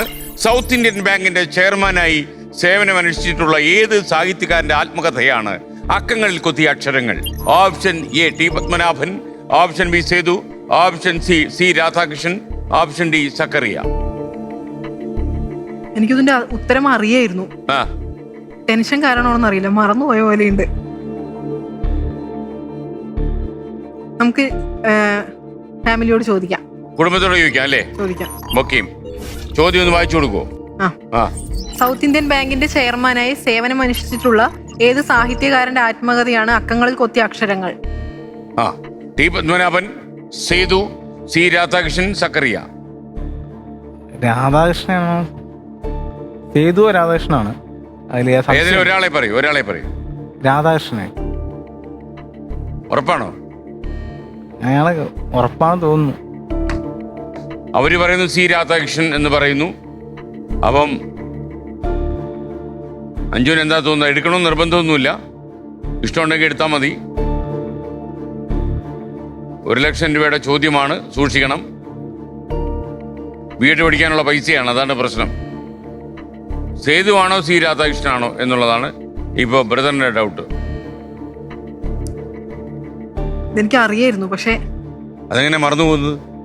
ടെൻഷനായിട്ടാണ് ഇത്. ഞാൻ ടെൻഷൻ റിലാക്സ് ചെയ്യൂ. ആദ്യം ടെൻഷൻ റിലാക്സ്. അടുത്തും കൂടെ ഞാൻ വായിച്ച സംഭവമാണത്. ആണോ?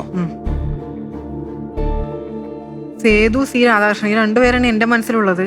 പക്ഷെ അതല്ലെങ്കിലാണ് പ്രശ്നം. അതല്ലെങ്കിൽ ടെൻഷൻ എല്ലാം റിലാക്സ് ചെയ്തിട്ട് ഒരു പേരങ്ങ് പറഞ്ഞ് അത് ശരിയായിരിക്കും. നമുക്ക് സേതു, ബി സേതു. ബി സേതു നമുക്ക് കൂട്ടോ? ആ, കൂട്ടാം. അദ്ദേഹത്തിന് ഏതെങ്കിലും പുസ്തകം വായിച്ചിട്ടുണ്ടോ? സാഹിത്യ ഗ്രന്ഥങ്ങൾ വായിച്ചിട്ടില്ല. ഇപ്പൊ ഞാൻ പൊതുവെ നോവലുകളാണ് വായിക്കാറ്. പിന്നെ അല്ലെങ്കിൽ നമ്മൾക്ക് പഠിക്കാനുള്ള സാഹിത്യ പാണ്ഡവപുരം വായിച്ചിട്ടുണ്ടോ? ഇല്ല, വായിച്ചിട്ടില്ല. ഓപ്ഷൻ ബി സേതു ഞാൻ പൂട്ടി. ബ്രദർ പറഞ്ഞു സി രാധാകൃഷ്ണൻ. അദ്ദേഹം എനിക്ക് വലിയ അടുപ്പുള്ള ഒരാളാണ് സി രാധാകൃഷ്ണൻ കേട്ടോ. അദ്ദേഹം വീട്ടിലിരുന്ന് ഞെട്ടിക്കാണും മിക്കവാറും.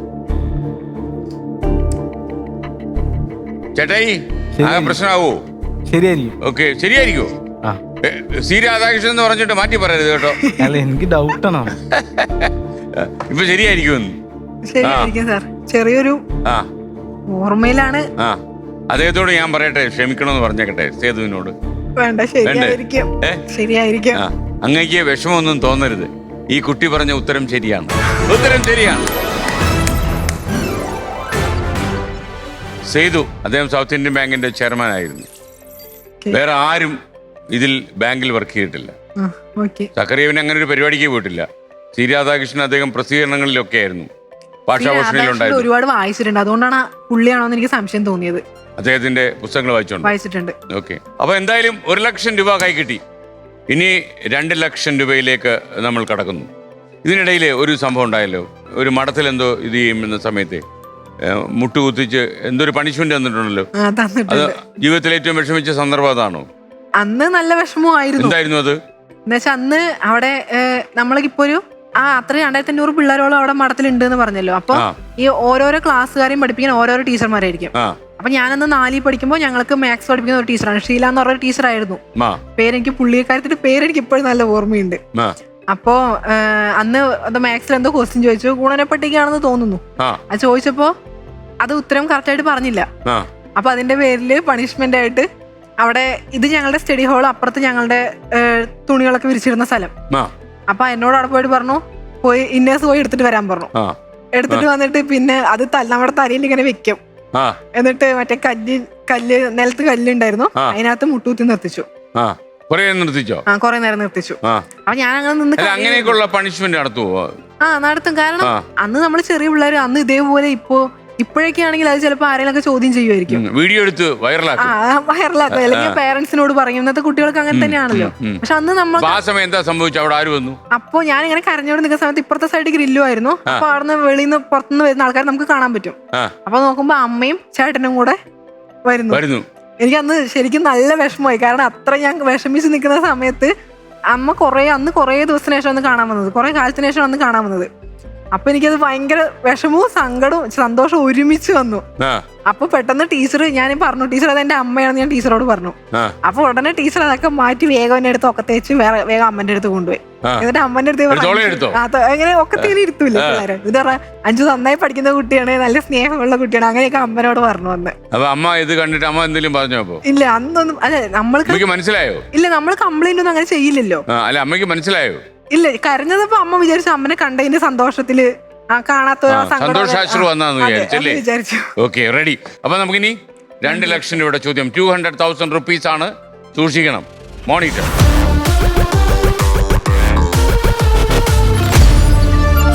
ഏത് ഇന്ത്യൻ നഗരത്തിലാണ് 2 രാജ്ഭവനുകൾ സ്ഥിതി ചെയ്യുന്നത്? Option A Mumbai, option B Jaipur, option C Chandigarh, option D Bhopal. പിടിവള്ളികളൊന്നുമില്ല. ഇനി ഒറ്റയ്ക്ക് പറയണം.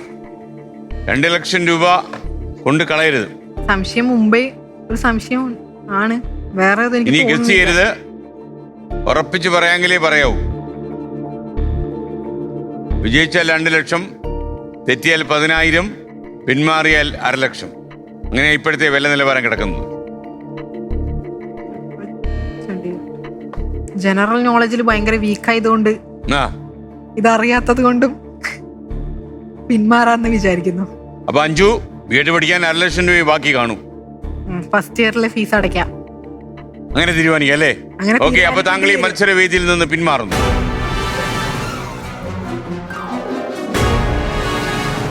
അല്പം 50,000 രൂപ കയ്യിലുണ്ട്.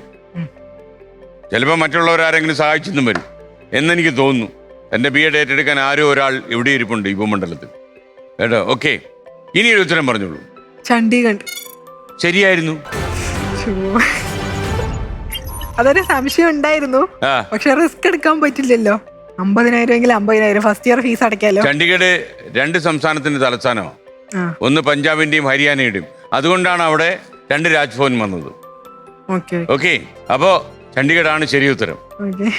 ഓക്കെ, 1/2 ലക്ഷം രൂപ. അപ്പൊ ആരോ ഒരാൾ അയാൾ വരും, വന്നാൽ എന്നെ അറിയിക്കണം. ആ മനുഷ്യന്റെ പേര് വരെ ഒന്ന് കുറിച്ചയക്കണം. Okay, thank you Anju. Anju നന്നായിട്ട് മത്സരിച്ചു. അഞ്ജുവിന് കുറെ വിഷമങ്ങളൊക്കെ ഉണ്ട്, പക്ഷെ അതൊക്കെ ജീവിതത്തിൽ മാറും അഞ്ജു. കാര്യം നമ്മൾ ഈ പരിപാടി ഇടയ്ക്കിടയ്ക്ക് കാണുക, അപ്പൊ മനസ്സിലാവും നമ്മളെക്കാളും വേദനയും സങ്കടമൊക്കെ ഉള്ള ഒരുപാട് മനുഷ്യർ നമുക്ക് ചുറ്റും ഉണ്ടെന്ന്. അപ്പൊ പിന്നെ വല്യച്ഛനുണ്ടല്ലോ, വല്യച്ഛൻ പറഞ്ഞൊരു വാചകം ശ്രദ്ധിച്ചായിരുന്നു? ഞാൻ എന്തായാലും എത്ര ബുദ്ധിമുട്ടിയാലും പഠിപ്പിക്കുന്ന പറഞ്ഞു. വല്യച്ഛൻ യഥാർത്ഥത്തിൽ വളരെ പരിമിതമായ വരുമാനമേ ഉള്ളൂ എന്ന് ഞാൻ മനസ്സിലാക്കുന്നു. അല്ലേ? ചെറിയ വരുമാനമുള്ളൂ. എനിക്ക് തോന്നുന്നത് ഈ പരിപാടി സംപ്രേഷണം ചെയ്യുന്നതോടെ ഈ തേവരക്കുളയിലെ മാനേജ്മെന്റ് അങ്ങയുടെ ശമ്പളം കുറച്ച് കൂട്ടാൻ സാധ്യതയുണ്ട്. കുട്ടേട്ടാ, ഇനി താഴേക്ക്. ലെവൽ 1.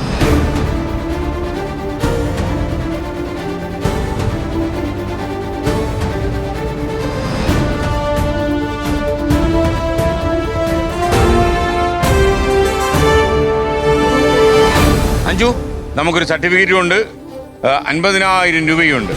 ഓക്കെ, അപ്പൊ ഞാൻ ഈ 50,000 രൂപ അഞ്ജുന്. Okay, ready. വിഷമമുണ്ടോ? ചെറിയ വിഷമം ഉണ്ടാവുമല്ലോ. ഓക്കെ, അപ്പൊ ഇതും കൂടെ പൈസയും കൂടെ അങ്ങോട്ട് വെച്ചോളൂ. അപ്പൊ സന്തോഷം വരട്ടെ.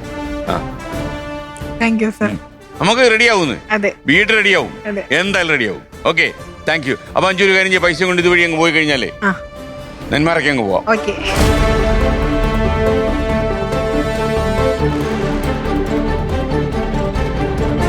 മത്സരം കഴിഞ്ഞപ്പോൾ എവിടെയോ ഒന്ന് കൊളുത്തി പിടിക്കുന്നുണ്ട്. കാര്യം വീട് പഠിക്കാൻ വേണ്ടി ഒരു വിദ്യാർത്ഥിനി ഇവിടെ മത്സരിക്കാൻ വന്നതാണ്. പക്ഷെ ഇത് മത്സരമാണ്, നമുക്ക് എന്താ ചെയ്യാൻ കഴിയുക? പക്ഷെ നിങ്ങൾക്ക് വേണമെങ്കിൽ സഹായിക്കാം. Good bye.